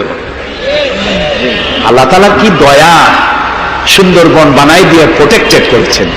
তাও আমরা সুবহানাল্লাহ বলবো। এই সুন্দরবন রক্ষার জন্য গভর্নমেন্ট পাহারাদার লাগিয়েছে, কিন্তু পাহারাদারেরা নিজেরাই রক্ষকরা হয়েছে ভক্ষক, জন্মের খাওয়া খাইতেছে। আল্লাহ দেখলেন যে এরা তো এই ধরনের মানুষ খুব বেকায়দা, সেই জন্য আল্লাহ তাআলা নিজেও কিছু পাহারার ব্যবস্থা করলেন। সেই পাহারাদারকে রয়্যাল বেঙ্গল টাইগার। যদি সামনে পড়েন 10 কোটি টাকা ঘুষ দেবেন, এই কথা শুনলেও আপনারা ছাড়বে না। যাতে বংশানুক্রমে পৃথিবীর মানুষ, দেশের মানুষ এগুলি ভোগ দখল করতে পারে, আল্লাহ সেই জন্য পাহারাদার রেখে দিয়েছেন। সুবহানাল্লাহ। আমার দেশে রয়েছে পানি সম্পদ। বাংলাদেশে ছোট বড় 250টি নদ নদী আছে, যেগুলির দৈর্ঘ্য 3,200 বর্গ মাইল। আছে পানি সম্পদ, আছে পশু সম্পদ, আছে মৎস্য সম্পদ, সর্বোপরি আছে এই বাংলাদেশের 14 কোটি মানুষের 28 কোটি হাত। এই হাতগুলি যদি ভিক্ষুকের হাত না হয়ে কর্মীর হাত হয়ে যায়, তাহলে আমাদের দেশ গরিব থাকতে পারে না। আমার দেশের সম্পদের অভাব নাই, যথেষ্ট সম্পদ আছে, শুধুমাত্র ইকুয়াল ডিস্ট্রিবিউশন নাই। সৎ এবং যোগ্য নেতৃত্বের অভাবে এই চরম দুরবস্থার সৃষ্টি হয়েছে। আরো হয়েছে রাজনৈতিক প্রতিহিংসার কারণে। তা না হলে আমরা পৃথিবীর মধ্যে দাঁড়ায় যেতাম। যুদ্ধ বিধ্বস্ত জাপান কোথার থেকে কোথায় গেল? উত্তর কোরিয়া আমেরিকাকে চ্যালেঞ্জ করছে। থাইল্যান্ড, যারা নারী ব্যবসা করে জীবন বাঁচাইতো, সেই থাইল্যান্ড এখন, আমি মেলবোর্ন ইউনিভার্সিটিতে আমার প্রোগ্রাম ছিল, যাওয়ার সময় ব্যাংকক হয়ে গেলাম। একটি হোটেলে আমার থাকার জায়গা ছিল। 30 কিলোমিটার লম্বা ফ্লাইওভার ব্যাংককে। বিল্ডিংগুলি দেখতে হলে এরকম তাকালে মাথা টুপি পড়ে যায়, এত উঁচু উঁচু বিল্ডিং। সিঙ্গাপুর কোত্থেকে কোথায় গেল, আমরা যে তিমিরে ছিলাম সেই তিমিরেই রয়ে গেলাম। আমাদের বুঝতে হবে, আমার ইসলাম দারিদ্র্যের বিকাশের জন্য আসে নাই, দারিদ্র্য বিমোচনের জন্য এসেছে। সুন্দর একটি সমাজ বিনির্মাণের জন্য ইসলাম এসেছে, এবং তা গণতান্ত্রিক প্রক্রিয়ার মধ্য দিয়ে। নবী করিম সাল্লাল্লাহু আলাইহি ওয়াসাল্লাম যদি বলতেন ইন্তেকালের সময় যে আমার মেয়ে নেতৃত্ব দিবে, আমার নাতি নেতৃত্ব দিবে, বলেন কার বাবার হিম্মত ছিল এটার প্রতিবাদ করার? তিনি কি তা করেছেন? না। ইন্তেকালের সময় জিজ্ঞাসিত হয়ে তিনি বললেন, আমার পরে তোমাদের মধ্যে যিনি বেশি যোগ্য, খোদাভীরু, আল্লাহকে ভয় করে, তেমন লোককে তোমরা নেতা নির্বাচিত করো। আবু বকর রাদিয়াল্লাহু তাআলা তাই বলেছেন, ওমর, ওসমান, আলী তাই বলেছেন। সুবহানাল্লাহ বলেন। ওয়া আমরুহুম শুরা বাইনাহুম, এটি হলো গণতন্ত্র। তোমরা তোমাদের পরামর্শ ভিত্তিতে তোমাদের রাষ্ট্র সমাজ পরিচালনা করো। সুবহানাল্লাহ বলেন। কে বলে কোরআন শুধুমাত্র একটি ধর্মগ্রন্থ, বেদ আর বাইবেলের মতো? নিশ্চয়ই নয়। কোরআন একটি পূর্ণাঙ্গ জীবন বিধান, যা মানুষের জীবনের কথা বলে। এই মাসটার নাম কি? আরবি মাসের নাম কি? মুহররম। এটি সেই মাস যে মাসে খেলাফতকে প্রতিষ্ঠার জন্য রাসূলের কলিজা টুকরা নয়নের পুতুল ইমাম হোসেন কারবালার ময়দানে শাহাদাত বরণ করেছিলেন, রাজতন্ত্রের বিরোধিতা করেছিলেন। হযরত ইমাম হোসেন তিনি দেখতে পেলেন 680 খ্রিস্টাব্দে সিরিয়ার দামেস্কে এজিদ ক্ষমতা দখল করলো অগণতান্ত্রিক পদ্ধতিতে, এবং সরকারি মালের কোনো হিসাব নাই, অডিট নাই, স্বৈরাচারী কায়দায় তিনি ক্ষমতা দখল করে মদিনার আহলে বায়েত যারা মদিনার নেতৃবৃন্দকে তার আনুগত্য করার জন্য বাধ্য করলো। ইমাম হোসেন যে মায়ের পেটে এসেছেন, যে পিতার পেটে জন্মে এসেছেন, যে নানার কোলে বড় হয়েছেন, তিনি কি এই দৃশ্য চোখে দেখতে পারেন? তিনি বললেন আমি কুফায় যাব। কুফার লোকেরা দাওয়াত দিল, তিনি কুফায় রওনা করবেন। মদিনার লোকেরা হাতে পায়ে ধরলো, কুফায় আপনি যাবেন না। তিনি বললেন আমি কোন ক্রমে এজিদের বর্ষতা স্বীকার করব না, আমি এর বিরোধিতা করবই। মাত্র 72 জন লোক নিয়ে তিনি কুফার দিকে অগ্রসর হলেন। এই 72 জনের মধ্যে 40 জন পুরুষ আর 32 জন নারী আর শিশু। তিনি যখন কারবালা প্রান্তরে পৌঁছে গেছেন, ইবনে জিয়াদ কুফার গভর্নর, তিনি বাধা দিলেন, বললেন আমার দরবারে হোসেনকে হাজির করো। ইমাম হোসেন বললেন যে ব্যক্তি আল্লাহর আখিরাতকে অস্বীকার করেছে, রাসূলকে অস্বীকার করেছে, আমি তার সামনে জীবন থাকতে যাব না। রাতারাতি ইয়াজিদ 6000 সৈন্য পাঠিয়ে দিল। ইমাম হোসেনের সাথে লোক কত? মাত্র 72। 6000 লোক কি যুদ্ধ করা লাগে 72-এর সাথে? শুধু যদি মার্চ করে পায়ের তলায় পিছে 72 জন শেষ হয়ে যাবে। হযরত ইমাম হোসেন রাতের বেলায় সঙ্গীদের বললেন, ও আমার সাথীরা, ইয়াজিদ আমার শির চায়, আমাকে চায়, আমার সঙ্গে থেকে তোমরা তোমাদের জীবনকে বিপন্ন করো না, তোমরা সবাই ফিরে চলে যাও মদিনায়। সাথীরা বললেন, ইমাম আজকে যদি আপনাকে ছেড়ে জীবনের মায়া নিয়ে মদিনায় ফিরে যাই আর আপনার যদি শাহাদাত নসিব হয়, তাহলে কিয়ামতের দিন আল্লাহর নবীর সামনে আমরা কি জবাব দেব? আমরা আমাদের জীবন দিয়ে আপনাকে পাহারা দেব। সকালবেলা যুদ্ধ শুরু হয়ে গেল। জোহরের নামাজ আসতে না আসতে 40 জন পুরুষ শাহাদাত বরণ করলেন। এখন একজন পুরুষ বেঁচে আছেন, ইমাম হোসেন। তাঁবুর ভিতরে স্ত্রী এবং অন্যান্য মহিলাদের কাছ থেকে বিদায় নিতে এসেছেন। তোমাদেরকে আল্লাহর হাওলা করলাম, আমি যুদ্ধে চলে যাচ্ছি। আমার চোখের সামনে আমার নানাজির দান্দান মোবারক শহীদ হওয়া ইসলাম, সাহাবীদের রক্ত দেওয়া, জীবন দেওয়া ইসলাম, খেলাফত মিটে যাবে পৃথিবী থেকে, রাজতন্ত্র প্রতিষ্ঠা হবে, আমার জীবন থাকতে আমি তা হতে দেব না। স্ত্রী এগিয়ে এলেন, বললেন, হুসাইন, জিহাদের ময়দানে থেকে আমি আপনাকে বিরত থাকতে বলবো না, তবে একটি দাবি আছে। এই যে ছোট্ট দুগ্ধপোষ্য শিশু, গত কয়েকদিন হলো ঘরে খাবার নাই, পানি নাই, আমার বুকে দুধও নাই, এই ছোট্ট বাচ্চাটিকে একটু পানির ব্যবস্থা করুন। ইমাম হোসেন কলিজার টুকরা সন্তানকে 2 হাতে উঁচু করে এজিদি সৈন্যদের সামনে এসেছেন। এজিদি সৈন্যরা, আমার হাতের দিকে তাকাও, এটি রাসূলের আওলাদ, আমার কলিজার টুকরা সন্তান। ফোরাতের অফুরন্ত পানি প্রবাহিত হচ্ছে, একটু ফোরাতের কুলটা ছেড়ে দাও, ওর একটু পানি পান করাই। আমার সাথে তোমাদের শত্রুতা থাকতে পারে, এই নিষ্পাপ বাচ্চার সাথে তো কোনো শত্রুতা থাকার কথা নয়। তার এই আবেগপূর্ণ কথা এজিদি সৈন্যদের কলিজায় স্পর্শ করলো না। তারা বিষাক্ত তীর নিক্ষেপ করলো। ইমাম হোসেনের উঁচু করে ধরা বাচ্চার বুকের ভিতর থেকে বিষাক্ত তীর প্রবেশ করে বেরিয়ে গেল অপর প্রান্ত থেকে, রক্ত ফিনকি দিয়ে বেরিয়ে এলো। ইমাম হোসেন 2 হাতে আসলা ভরে সেই রক্ত চেহারায় মারতে লাগলেন আর বললেন, কলিজার টুকরা সন্তান, সালেহ আলাইহিস সালামের উটনির রক্তের চাইতে তোমার রক্ত পবিত্র।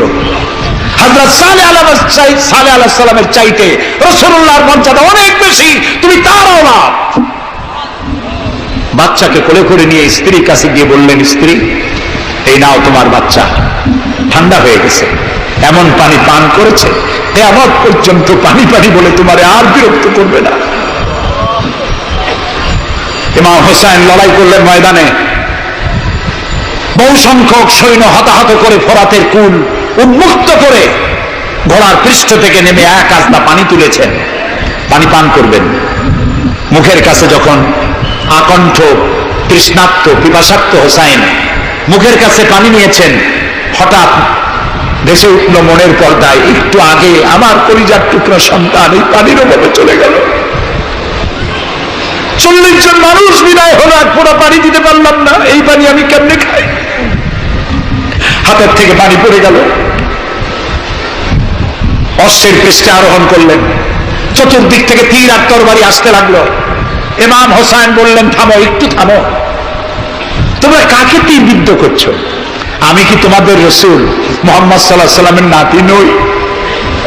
আমি কি তোমাদের রসুলের কলিজার টুকরা মা ফাতেমার নয়নের মণি নই? কেমন করে আমার গায়ে তোমরা তীর মারো? উম্মে সালমা, আমাদের মা উম্মে সালমা রাদিয়াল্লাহু তাআলা আনহা, সকালবেলায় 11ই মুহররম সকালবেলায় তিনি ঘরে বসে কাঁদতেছেন। কয়েকজন প্রতিবেশী মহিলা এসে বলছেন, মা আপনি কাঁদেন কেন? তিনি বলছেন, আজকে রাত্রে আমি স্বপ্ন দেখেছি রাসূলুল্লাহ আমার বাড়ি এসেছেন। আমি দেখতে পেলাম আল্লাহ রসুলের চোখ দিয়ে পানি পড়ছে, দাড়ি মোবারক ধুলা মাখা, বুক কাদা বলি।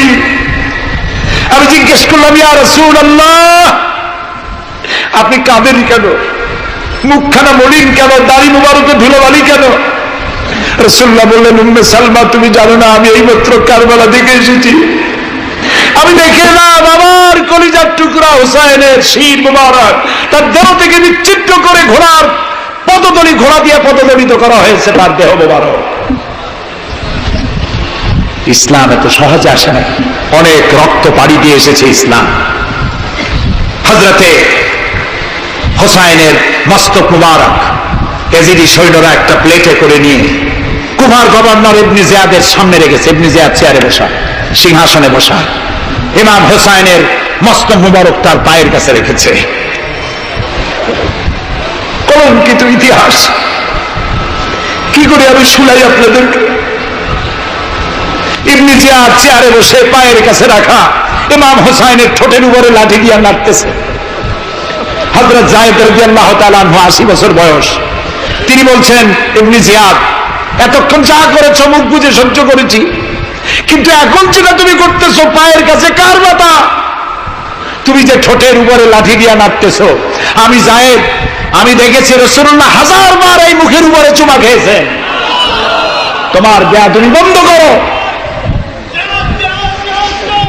প্রিয় ভাই সব, রাজতন্ত্র নয়, পরামর্শ ভিত্তিক সমাজ ব্যবস্থা প্রতিষ্ঠার জন্য আল্লাহ তাআলা ইসলাম দিয়েছেন, দ্বীন দিয়েছেন।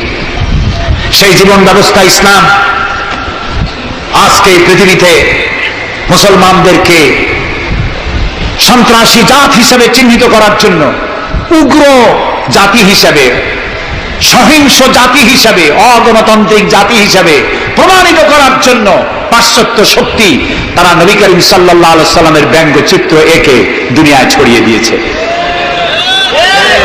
আজকে জুমার খুতবায় আমি কসাই মসজিদে বলেছিলাম, রাসূলুল্লাহর মাথার উপরে বোমা আকৃতির পাগড়ি বেঁধেছে, পাশে 2টা অর্ধনগ্ন মেয়ে লোক রেখেছে। নাউজুবিল্লাহ। তোদের মতো অসভ্য আছে পৃথিবীতে? ডেনমার্ক, আমেরিকা, ইউরোপ, তোমরাও কি মানুষের মতো কাজ করেছ? বিশ্ব নবী পৃথিবীতে সব দিয়েছেন, কিছু নেন নাই। তাকে অপমান করার অর্থ হচ্ছে মানব সভ্যতাকে অপমান করা। রাসূলকে অপমান করার ক্ষমতা কারো নাই। তার সম্মান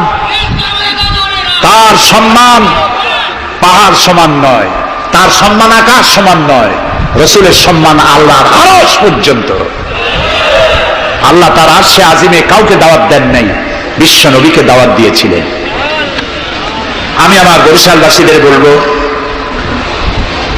মুসলমানদেরকে ধৈর্য ধারণ করতে হবে, আরো সংযমী হতে হবে। আমরা প্রতিবাদ করব, অবশ্যই প্রতিবাদ করব, কিন্তু জ্বালাও পোড়াওতে আমরা যাব না।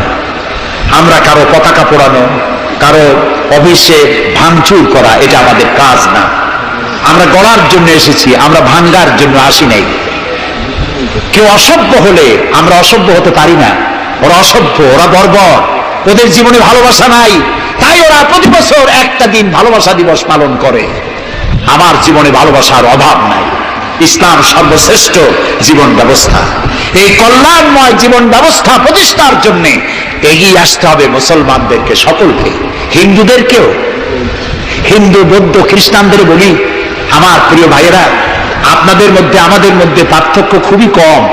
হিন্দুরা বলেন এক ব্রহ্মা, দ্বিতীয় নাস্তি, আমরা বলি লা ইলাহা ইল্লাল্লাহ, কথা প্রায় কাছাকাছি। আপনারা পুনর্জন্মে বিশ্বাসী, আমরা পুনরুত্থানে বিশ্বাসী। আমরা খুব ভালো আছি, এই দেশটা খুব ভালো দেশ, পূজা আর রোজা একসাথে হয়, আমরা অনেক আরামে আছি। এদেশে সাম্প্রদায়িক সম্প্রীতি নাই বলে যারা বিদেশে বদনাম ছড়ায়, তাদের হেদায়েতের জন্য আমরা আল্লাহর কাছে দোয়া করি, আল্লাহ তাদের হেদায়েত করো। ক্ষমতা হারায় মানুষ এত পাগল হয় যে দেশের বিরুদ্ধে কথা বলে, মায়ের বিরুদ্ধে কথা বলে, রাষ্ট্রের বিরুদ্ধে কথা বলে। আল্লাহ এদের হেদায়েত নসিব করে দিন। প্রিয় ভাই সব, আমার হিন্দু ভাইয়েরা, অমুসলিম ভাইরা যারা আসছেন, আমি তাদেরকে বলবো, এই কোরআন শুধু মুসলমানদের জন্য নয়। আপনার ইসলাম কবুল করা লাগবে না। আমি ইউরোপ, আমেরিকা, অস্ট্রেলিয়া, আফ্রিকায় যখন অমুসলিমদের মধ্যে বক্তৃতা করি, তখন বলি আপনাদের মুসলমান হওয়া লাগবে না। যে ধর্মে আছে সে ধর্মে থেকেই যদি কোরআন বর্ণিত আইন যদি মানেন, আপনি শান্তি পাবেন দুনিয়ায়, শান্তি পাবেন আখিরাতে।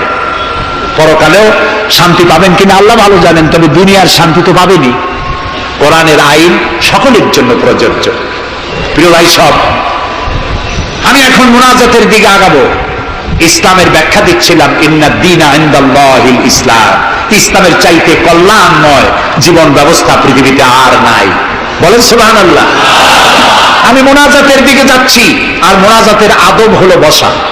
এই রাস্তা জুড়ে যত মানুষ দাঁড়ানো আছেন, সব মানুষ বসুন। গতকাল বলেছিলাম, মুনাজাতের কথা শুনে দুই একজন হাঁটে, এটি কিন্তু বেয়াদবির পর্যায়ে পড়ে। আদবের খেলা। মানুষের হাতে যেমন ক্যামেরা থাকে, ফেরেশতার হাতে ক্যামেরা আছে না? তা আপনি মুনাজাতের কথা শুনে যদি হাঁটেন, আপনি তো বেয়াদবের খাতায় নাম লেখালেন। এমন হতভাগ্য কারো হওয়া উচিত না। মুনাজাত হয় কার কাছে? সেই আল্লাহরে ভয় করেন, জায়গায় বসেন এবং মুনাজাতে শরীক হন। মুসলমানদের বড় দুর্দিন যাচ্ছে, এত বড় দুর্দিন। আমি ছোট্ট মানুষ, আমার জ্ঞান সীমিত, আমার ইলেম কালাম সীমিত, আমার দৃষ্টিভঙ্গি সীমিত। এই সীমিত দৃষ্টিভঙ্গি দিয়ে, আমার পড়াশোনা অবজারভেশনের মধ্য দিয়ে আমি যেটা বুঝতে পারি, বর্তমান পৃথিবীতে মুসলমানেরা যে বিরাট ষড়যন্ত্র আর বিপদের মুখোমুখি হয়েছে, পৃথিবীতে কোনো কালে এত ষড়যন্ত্র, এত বহুমুখী ষড়যন্ত্র আর কোনদিন হয়েছে বলে আমার জানা নেই। এই ষড়যন্ত্র থেকে বাঁচার জন্য দোয়া করতে হবে কার কাছে? কার কাছে? তিনিই পারবেন আমাদেরকে কল্যাণ দিতে। এই জন্যে মা বোনেরা যারা এসেছেন, মা বোনদেরকে বলবো, আপনাদেরকে ইসলাম সর্বাধিক সুযোগ দিয়েছে, আপনাদের অধিকার দিয়েছে। লেখাপড়া করতে পারবেন, চাকরি করতে পারবেন, রাজনীতি করতে পারবেন, আপনারা সমাজনীতি করতে পারবেন, আপনারা যুদ্ধেও যেতে পারবেন, সব পারবেন। তবে আপনার শালীনতা, আপনার সম্ভ্রম, আপনার সতীত্ব, আপনার পর্দা আপনাকে বজায় রাখতে হবে। এ কাজটুকুনের মধ্য দিয়ে নারীর অধিকার প্রতিষ্ঠিত হবে। সেজন্য আমি মা বোনদেরকে বলবো, আসুন ইসলামকে জানি, ইসলামকে বুঝি, ইসলামের সাথে নিজেদেরকে সম্পৃক্ত করি। এটি শুধুমাত্র নামাজ, রোজা, হজ, যাকাতের ধর্ম নয়। নামাজ, রোজা, হজ, যাকাত সহ অর্থনীতি, সমাজনীতি, রাষ্ট্রনীতি সবকিছুর সমন্বয় একটা জীবনের স্কিম, একটি পরিকল্পনা যা দিয়েছেন আল্লাহ তাআলা। সুবহানাল্লাহ। আর ওই কথার প্রতিবাদ করি যারা আল্লাহর আইন প্রতিষ্ঠার নামে বোমা হামলা করে, সন্ত্রাসী তৎপরতা চালায়। এরা জিহাদকে অবমাননা করেছে। জিহাদ আর যুদ্ধ এক কথা নয়, জিহাদ আর কিতাল এক কথা নয়, হোলি ওয়ার এবং জিহাদ এক কথা নয়। সুতরাং আল্লাহর আইন প্রতিষ্ঠার নামে যারা সন্ত্রাসী তৎপরতা চালায়, তারা একটি জঘন্য কাজ করছে। যারা বোমা মারে আল্লাহর আইন প্রতিষ্ঠার জন্য, তারা মানুষ নয়, তারা মানুষ নামের কলঙ্ক, তারা নরপশু। বলুন তো তারা কি? তারা জানোয়ার। হরকতুল জিহাদ, তারপরে জামাতুল মুজাহিদিন, জুমরাতুল মাসাকিন, আবার আরেকটা নতুন সংগঠন বেরোচ্ছে নাকি শুনলাম, তার নাম করেছে তারা আল জঙ্গিতুল জংলান। এরা কোন জঙ্গল থেকে বাইর হবে আল্লাহ জানে। আপনারা যদি এটা ধরতে পারেন, এদেরকে থানায় সোপর্দ করবেন। আপনি যদি জানতে পারেন, আপনার ছেলের রুম আপনার পরিদর্শন করা উচিত। আপনার ছেলের পড়ার রুমের টেবিলের ড্রয়ারে কি আছে, বালিশের তলে কি আছে, বেডের নিচে কি আছে, সেসব বইপত্র আপনার দেখা উচিত। অর্থ পড়ুয়া, লেখাপড়া জানে না, মা বাপ থেকে বিচ্ছিন্ন করে এইসব ছেলেপেলেদেরকে ওরা ট্রেনিং দেয়। একটা বিচারপতি মারতে পারলেই বেহেশতে যাবা তাড়াতাড়ি, একটা আইনজীবী মারতে পারলে বেহেশতে যাবা, বোমা মারো বেহেশতে যাও, বলেন নাউজুবিল্লাহ। আমাদের দেশে ইসলাম এসেছে বড় বড় আলেম আর বড় বড় আল্লাহর ওলিদের মাধ্যমে ইসলাম এসেছে। তারা কি বোমাবাজি করেছেন? তারা কি সন্ত্রাসী তৎপরতা করেছেন? না। ওই জায়গায় দেখেন হযরত খানজাহান আলী রহমতুল্লাহ আলাইহির কবর আছে না? কোথায়? বাগেরহাটে। খালি কুমির দেখেন না, ইতিহাস দেখেন। তিনি এসে, মানুষের খাবার পানি ছিল না, বড় বড় দিঘি কেটেছেন। এই ছিল তাদের কাজ। দিঘি কেটেছেন, পুকুর করেছেন, রাস্তা করেছেন, মসজিদ করেছেন। হযরত শাহজালাল রহমতুল্লাহ আলাইহি গৌর গোবিন্দের বিরুদ্ধে যুদ্ধ করা লাগে নাই, শুধু আযান দিয়েছেন আর তাদের মূর্তিগুলির কম্পন শুরু হলো। গৌর গোবিন্দ দৌড়াইয়া পলাইয়াও কুল পায় নাই, বিনা যুদ্ধেই দখল হয়ে গেছে সিলেট। সুবহানাল্লাহ। তারা প্রতিবাদ মুখর ছিলেন। হযরতে মুজাদ্দেদ আল ফিসানি রহমতুল্লাহ আলাইহি সম্রাট আকবরের বিরুদ্ধে প্রতিবাদ করেছেন, জেল খেটেছেন, সমাজ সংস্কার করেছেন। এ ছিল অলিউল্লাহদের কাজ। আমাদের দেশে শর্ষিনার পীর, ফুরফুরার পীর, জৌনপুরের পীর, চরমনাইর মরহুম পীর হযরত মাওলানা ইসহাক সাহেব রহমতুল্লাহ আলাইহি পীরের মতো পীর ছিলেন। আমি ছাত্র জীবনে তার অনেক ওয়াজ শুনেছি। কান্দা মানুষ পাগল হয়ে যেত। গাছের টার তলার টার দুটো খাওয়ার অভ্যাস ছিল না। তিনি মানুষকে ব্যঙ্গ করেন নাই, কারো বিরুদ্ধে উল্টাপাল্টা ফতোয়া দেন নাই। আমার কাছে ইসলাম, কারো কাছে ইসলাম নাই, এই বাজে কথা তিনি জীবনেও বলেন না। আমরা তাকে সম্মান করি। এইসব বড় বড় ওলিউল্লাহ আর আলেমরা এদেশে ইসলাম প্রচার করেছে, সন্ত্রাসের মধ্য দিয়ে নয়, ভালোবাসা দিয়া উন্নয়নমূলক কাজ করে মাদ্রাসা, মসজিদ, এতিমখানা প্রতিষ্ঠা করে করেছে। সুতরাং এই সন্ত্রাসী তৎপরতা যারা চালায় তারা মানুষ নয়, তারা জানোয়ার, তারা পশু। এদেরকে ধরিয়ে দিন, পুলিশকে ধরিয়ে দিন। আমরা সরকারের শুকরিয়া আদায় করি। আলহামদুলিল্লাহ, বর্তমান সরকার এদের নেটওয়ার্ক ভেঙে চুরমার করে দিয়েছে। বাকি আছে দুই শয়তান। এই দুই শয়তান আজ হোক কাল হোক ধরা পড়বেই ইনশাআল্লাহ। ইনশাআল্লাহ বলেন। এবং এদের দৃষ্টান্তমূলক প্রচন্ড শাস্তি হবে ইনশাআল্লাহ। যারা আমাদের দেশকে বদনাম করেছে, বাংলাদেশ পৃথিবীর দ্বিতীয় বৃহত্তম মুসলিম দেশ, গণতান্ত্রিক দেশ, এই দেশকে অন্যের পরাধীনতা থেকে আমাদের দেশকে আমাদের বাঁচাতে হবে। এই জন্য আলেম ওলামাদেরকে চিন্তা করতে হবে, ভাবতে হবে আগামীতে যেন এই দেশ কোন দেশের তাবেদার গোলাম রাষ্ট্রে পরিণত না হয়ে যায়। কারা এটা করতে পারে? কারা ক্ষমতা এলে আলেমদেরকে গ্রেফতার করবে? কারা ক্ষমতা এলে মাদ্রাসা বন্ধ করে দেবে? কারা ক্ষমতা এলে শাইখুল হাদিসকে দড়ি দিয়া বাঁধবে, বরিশাল জেলখানায় ঢুকে চোরের সাথে রাখবে? ওদেরকে চিনতে হবে, ওদেরকে চিনতে হবে। আর ঐক্যবদ্ধভাবে যারা আলেমদের পক্ষে, মাদ্রাসার পক্ষে, যারা আলেমদেরকে অসম্মান করে না, আলেমদেরকে মর্যাদা দেয়, তাদের সাথে থাকুন।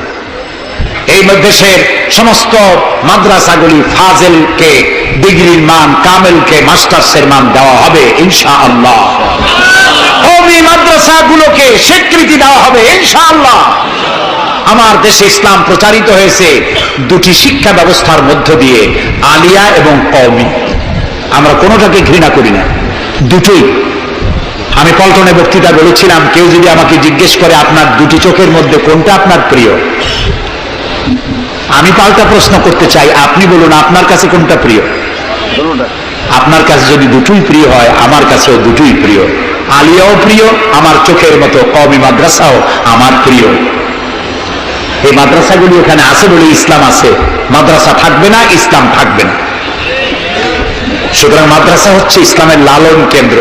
মসজিদও থাকবে না। মসজিদে যেতে হলে তো মাদ্রাসা লাগবে, নামাজ শিখবা কোথায়, আল্লাহরের চিন্তা কোথায়? এই জন্য সব থেকে বেশি জরুরি হলো মাদ্রাসা। সেই মাদ্রাসার তারা শত্রু, তাই 252টা মাদ্রাসা যারা বন্ধ করেছিল, এখন তারা আবার বলে ক্ষমতায় যেতে পারলে সংবিধানের 5ম সংশোধনী বাতিল করবে। পঞ্চম সংশোধনী বাতিলের অর্থ কি? পঞ্চম সংশোধনী বাতিলের অর্থ হলো আল্লাহর উপরে রাষ্ট্রের সমস্ত কাজের উৎস আল্লাহর উপর ঈমান এবং অবিচল আস্থা কেটে দিয়ে সেখানে সংবিধানের শিরোনাম থেকে বিসমিল্লাহ কেটে দেওয়া হবে, ধর্মভিত্তিক রাজনীতি নিষিদ্ধ ঘোষণা করা হবে। মুসলমানেরা বেঁচে থাকতে কোন অবস্থাতেই এই শক্তিকে ক্ষমতায় আসতে দেওয়া যায় না। সমস্ত আলেম ওলামা ঐক্যবদ্ধ হতে হবে। কোন মিষ্টি কথায় ভুলে গেলে হবে না। তেলের দাম, দ্রব্য মূল্য বেড়ে গেছে, তাই আমাদেরকে অন্য পথে যেতে হবে। এই পাগলামি করলে নিজের পায়ে নিজে কুড়াল মারা হবে। সুতরাং আল্লাহর দিন, দেশ বাঁচলে আমরা বাঁচবো, স্বাধীনতা থাকলে আমরা থাকবো। দেশের স্বাধীনতা, অস্তিত্ব, অখণ্ডত্ব বাঁচিয়ে রাখার জন্য সর্বোপরি এই যে টুপি মাথায় দিয়ে চলি, মুখে দাঁড়িয়ে আছে, এই দাড়ি আর টুপিকে টিকিয়ে রাখার জন্য যারা ইসলামকে ভালোবাসে, আলেমদেরকে ভালোবাসে, সম্মান দেয়, মর্যাদা দেয়, উন্নয়নের জোয়ার বয়ে দেয় সারা দেশ জুড়ে, তাদের সাথে ঐক্যবদ্ধ হয়ে কাজ করা আমাদের ঈমানের দায়িত্ব। সে দায়িত্ব পালনের তৌফিক আল্লাহ আমাদেরকে দান করুন।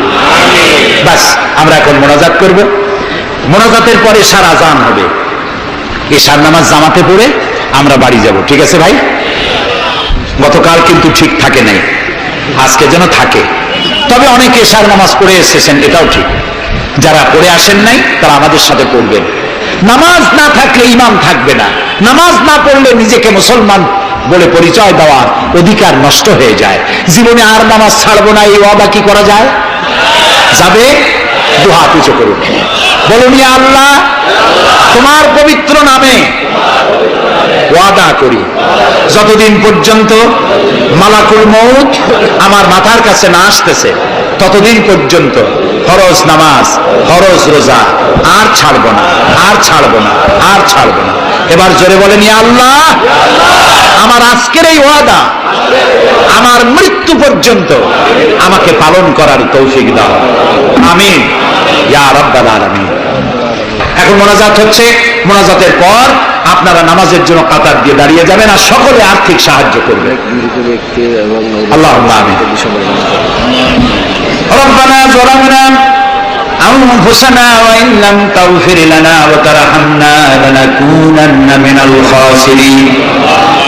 রব্বানা যালামনা আনফুসানা ওয়া ইন লাম তাগফির লানা ওয়া তারহামনা লানাকুনান্না মিনাল খাসিরিন। হে আল্লাহ তাআলা, হাজার হাজার মুসলমান নরনারী দীর্ঘক্ষণ ধরে তোমার কোরআন শুনেছি, হাদিস শুনেছি, আর শেষ পর্যায়ে এসে ভিক্ষুকের মতো, কাঙ্গালের মতো গুনার বোঝা মাথায় নিয়ে তোমার দরবারে হাত তুলেছি। দয়া করে মেহেরবানি করে আমাদের জিন্দেগীর সমস্ত গুনাহ খাতাকে মাফ করে দাও। আমাদের মধ্য থেকে আমাদের মা বাপ দুনিয়া থেকে যারা বিদায় হয়ে গেছে, আয় আল্লাহ রব্বুল আলামিন, মা বাপের কবরগুলিকে জান্নাতের টুকরা বানায়া দাও। রব্বির হামহুমা কামা রব্বায়ানি সগীরা। সবাই পড়েন, রব্বির হামহুমা কামা রব্বায়ানি সগীরা। আয় আল্লাহ রব্বুল আলামিন, জনম দুঃখিনী গর্ভধারিণী মা, যিনি না খেয়ে আমাদের মুখে, ক্রন্দন মুখে চুমা দিয়া, শত চুমা দিয়া হাসি ফুটাইছেন, না খেয়ে আমাদেরকে খাওয়াইছেন, আমরা না ঘুমানো পর্যন্ত ঘুমান নাই, এত কষ্ট করেছেন যে মা, আল্লাহ কবরটাকে বেহেশত বানাইয়া দাও। বাপজান এত কষ্ট করলেন, বাড়ি ঘর বানাইয়া দিয়া খালি হাতে বিদায় হয়ে গেছেন, কোন হালতে আছে জানি না, আল্লাহ আপনার কবরটাকে বেহেশত বানাইয়া দাও। আমাদের মা বাপ যাদের বৃদ্ধ হয়ে গেছেন, রব্বুল আলামিন বিছানায় পড়ায়া পরনির্ভর করে মারবা না। আল্লাহ তাআলা স্বনির্ভর থাকাকালীন নিজে নিজে টয়লেটে যেতে পারেন, নিজের খাবার নিজে খেতে পারেন, দাঁড়াইয়া নামাজ পড়তে পারেন, নিজের কাপড় নিজে পরতে পারেন। এই অবস্থায়, সুস্থ অবস্থায় ইমানের সাথে উঠাইয়া নিয়ে বিছানায় বানাইয়া রাখবা। রব্বুল আলামিন, সারা জীবন আমরা গুনাহ করেছি, এত গুনাহ করেছি, তোমার আকাশের দিকে তাকাইয়া কথা বলতে লজ্জা করে, শরমে মাথা নিচু হয়ে যায়। আল্লাহ, যত গুনাহ করছি, নাফরমানি করেছি, আর তুমি শুধু মেহেরবানি করেছো। তুমি যদি আমাদের গোপন গুণাগুলি জাহির করে দিতে, যৌবনকালের গুনাহ, জীবনের গুনাহ যদি সমাজের লোকেরা জানতো, স্ত্রী পুত্ররা জানতো, সম্মান দিত না। আল্লাহ তাআলা কিয়ামতের দিন লক্ষ কোটি মানুষের সামনে আমাদের গোপন গুনাহগুলি জাহির করে দিয়ে আমাদেরকে স্মরণ দিও না। আয় আল্লাহ তাআলা, তোমার নবী বলেছেন 3000 বছর ধরে তুমি জাহান্নামের আগুন উত্তপ্ত করেছো। আল্লাহ তাআলা চৈত্র মাসের দ্বীপ্রহরের সহ্য হয় না। আল্লাহ তাআলা জাহান্নামের আগুন আমরা সইতে পারবো না। জাহান্নামের আগুন আমাদের জন্য আল্লাহ তুমি হারাম বানায়া দাও। আল্লাহুম্মা আজিরনা মিনান নার। সবাই পড়েন আল্লাহুম্মা আজিরনা মিনান নার, আল্লাহুম্মা আজিরনা মিনান নার। আয় আল্লাহ তাআলা, তামাম পৃথিবীতে মুসলমানেরা আজ বড় বিপদে। মুসলমানদের কেউ দেখার নাই। ইরাকের আল গরিব কয়েকখানার ভিতরে মুসলমানদেরকে উলঙ্গ করে তাদের মুখের উপরে কাফেরেরা পেশাব করেছে। গুয়ান্তানামে কারাগারের ভিতরে মুসলমানদের বান্দা তাদের সামনে কোরআন শরীফের উপরে পেশাব করেছে। রাসূলুল্লাহর মাথায় বোমা উঠিয়ে দিয়েছে। নগ্ন নারী তার পাশে বসে ছবি উঠাইছে। বাবু, আমাদের কলিজা চলে যায় বাবু। আল্লাহ নরপশুদের হেদায়েত দাও। আল্লাহ পরাশক্তির নামধারী তথাকথিত সভ্যতাকে আল্লাহ তুমি হেদায়েত দিয়ে দাও। ওদের নসিবে যদি হেদায়েত না থাকে, তুমি তো আমাদের সেই আল্লাহ যে আল্লাহ নমরুদকে জুতা পেটা করে বিদায় করেছো। তুমি তো সেই আল্লাহ যে ফেরাউনকে চুবাইয়া মারছো। আল্লাহ, এই সভ্যতার দাবিদার গুলি যারা আমার রসুলকে অপমান করতেছে, মুসলমানদেরকে অপমান করছে, কোরআনকে অপমান করছে, ফেরাউনের মতো নমরুদের মতো জুতা মেরে ডুবাইয়া ধ্বংস করে গজব দিয়া বিদায় করে দাও। আল্লাহ, আমাদের এই শান্তিপূর্ণ দেশে যারা বোমা মারে, সন্ত্রাসী হামলা করে, ওদেরকে আমরা চিনি না, তুমি ভালো করে জানো ওরা কারা। আল্লাহ, ওদেরকে হেদায়েত করো, ওদেরকে তুমি ধরাইয়া দাও। ওদেরকে কারা টাকা দেয়, কারা বুদ্ধি দেয়, কারা পরিচালিত করে, তাদের চেহারা জনগণের সামনে উন্মোচিত করে দাও। তাদেরকে জনগণের সামনে ন্যাংটা করে দাও। আল্লাহ তাআলা, আমাদের এই সুন্দর দেশটির উপরে তুমি রহমত করো। আল্লাহ, তোমাকে বলবো না কাকে বলবো। পৃথিবীতে যত মুসলমান দেশ তুমি দিয়েছো, প্রত্যেক মুসলমান দেশের পাশে আরো 2-4টা মুসলমান দেশ আছে। তুমি আমাদের দিকে তাকায় দেখো তো আমাদের অবস্থাটা কি। আমরা কোথায় যাব? আমাদের তো পালাবারও জায়গা নাই। একদিকে সমুদ্র আর 3 দিকে কারা। আল্লাহ, তুমি এই বাংলাদেশটাকে দয়া করে হেফাজত করো। কারো তাবেদার বানাইও না, কোন পদসেবী পদলেহীদের গোলাম বানাইও না। আল্লাহ, এই দেশের মুসলমানদের মাথায় টুপি রাখা, মুখে দাড়ি রাখার পথে বিঘ্ন ঘটায়ও না। মাদ্রাসাগুলি বন্ধ করে দিয়ে আমাদের দম বন্ধ করে দিও না। আল্লাহ তাআলা, এমন শক্তি ক্ষমতা এলো না যারা ইসলামকে অপমান করবে, আলেমদেরকে অমর্যাদা করবে, এমন লোকদেরকে কিয়ামত পর্যন্ত ক্ষমতা দিও না। আল্লাহুম্মা লা তারুদ্দানা খায়িবিন, আল্লাহুম্মা লা তারুদ্দানা খায়িবিন। আল্লাহ তাআলা, একেবারে কিছু না দিয়ে একেবারে খালি হাতে আমাদেরকে ফেরত দিও না। আমি কয়েক সেকেন্ড আপনাদের জন্য ছেড়ে দিলাম। মাথা নিচু করুন, চক্ষু বন্ধ করুন, কেঁদে কেঁদে মনের কথা আল্লাহরে বলেন, দোয়া কবুল হবে ইনশাআল্লাহ। কোরআনের মাহফিল, দোয়া কবুল হবে ইনশাআল্লাহ।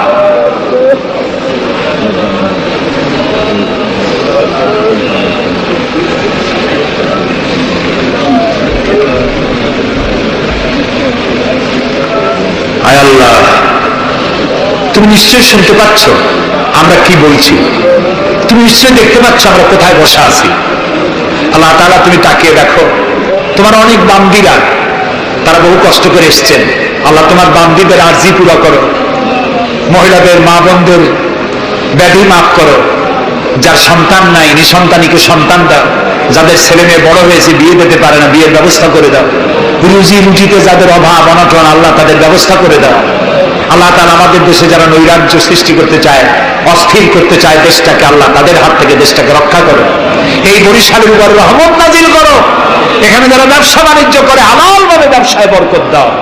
এদেশে হিন্দু, মুসলমান, খ্রিস্টান, বৌদ্ধ সাম্প্রদায়িক সম্প্রীতি নিয়ে বসবাস করার তৌফিক দান করে দাও। আলেম ওলামা, পীর বুজুর্গদের মধ্যে মহব্বত কায়েম করে দাও। যারা আলেম ওলামাদের মধ্যে বিদ্বেষ সৃষ্টি ছড়ায়, যারা ইসলামী আন্দোলনের বিরুদ্ধে ফতোয়া দিয়া আল্লাহ তাআলা যারা বিঘ্ন ঘটাতে চায়, আল্লাহ দয়া করে তাদেরকেও হেদায়েত করো। অনেকে দোয়া চেয়েছেন, যিনি যেভাবে দোয়া চেয়েছেন তুমি জানো, তার দোয়া পূরণ করো। আল্লাহ তাআলা এই মাহফিলে জনগণকে সাহায্য করার তৌফিক দাও। আল ফারুক সোসাইটিকে কিয়ামত পর্যন্ত কবুল করে নাও।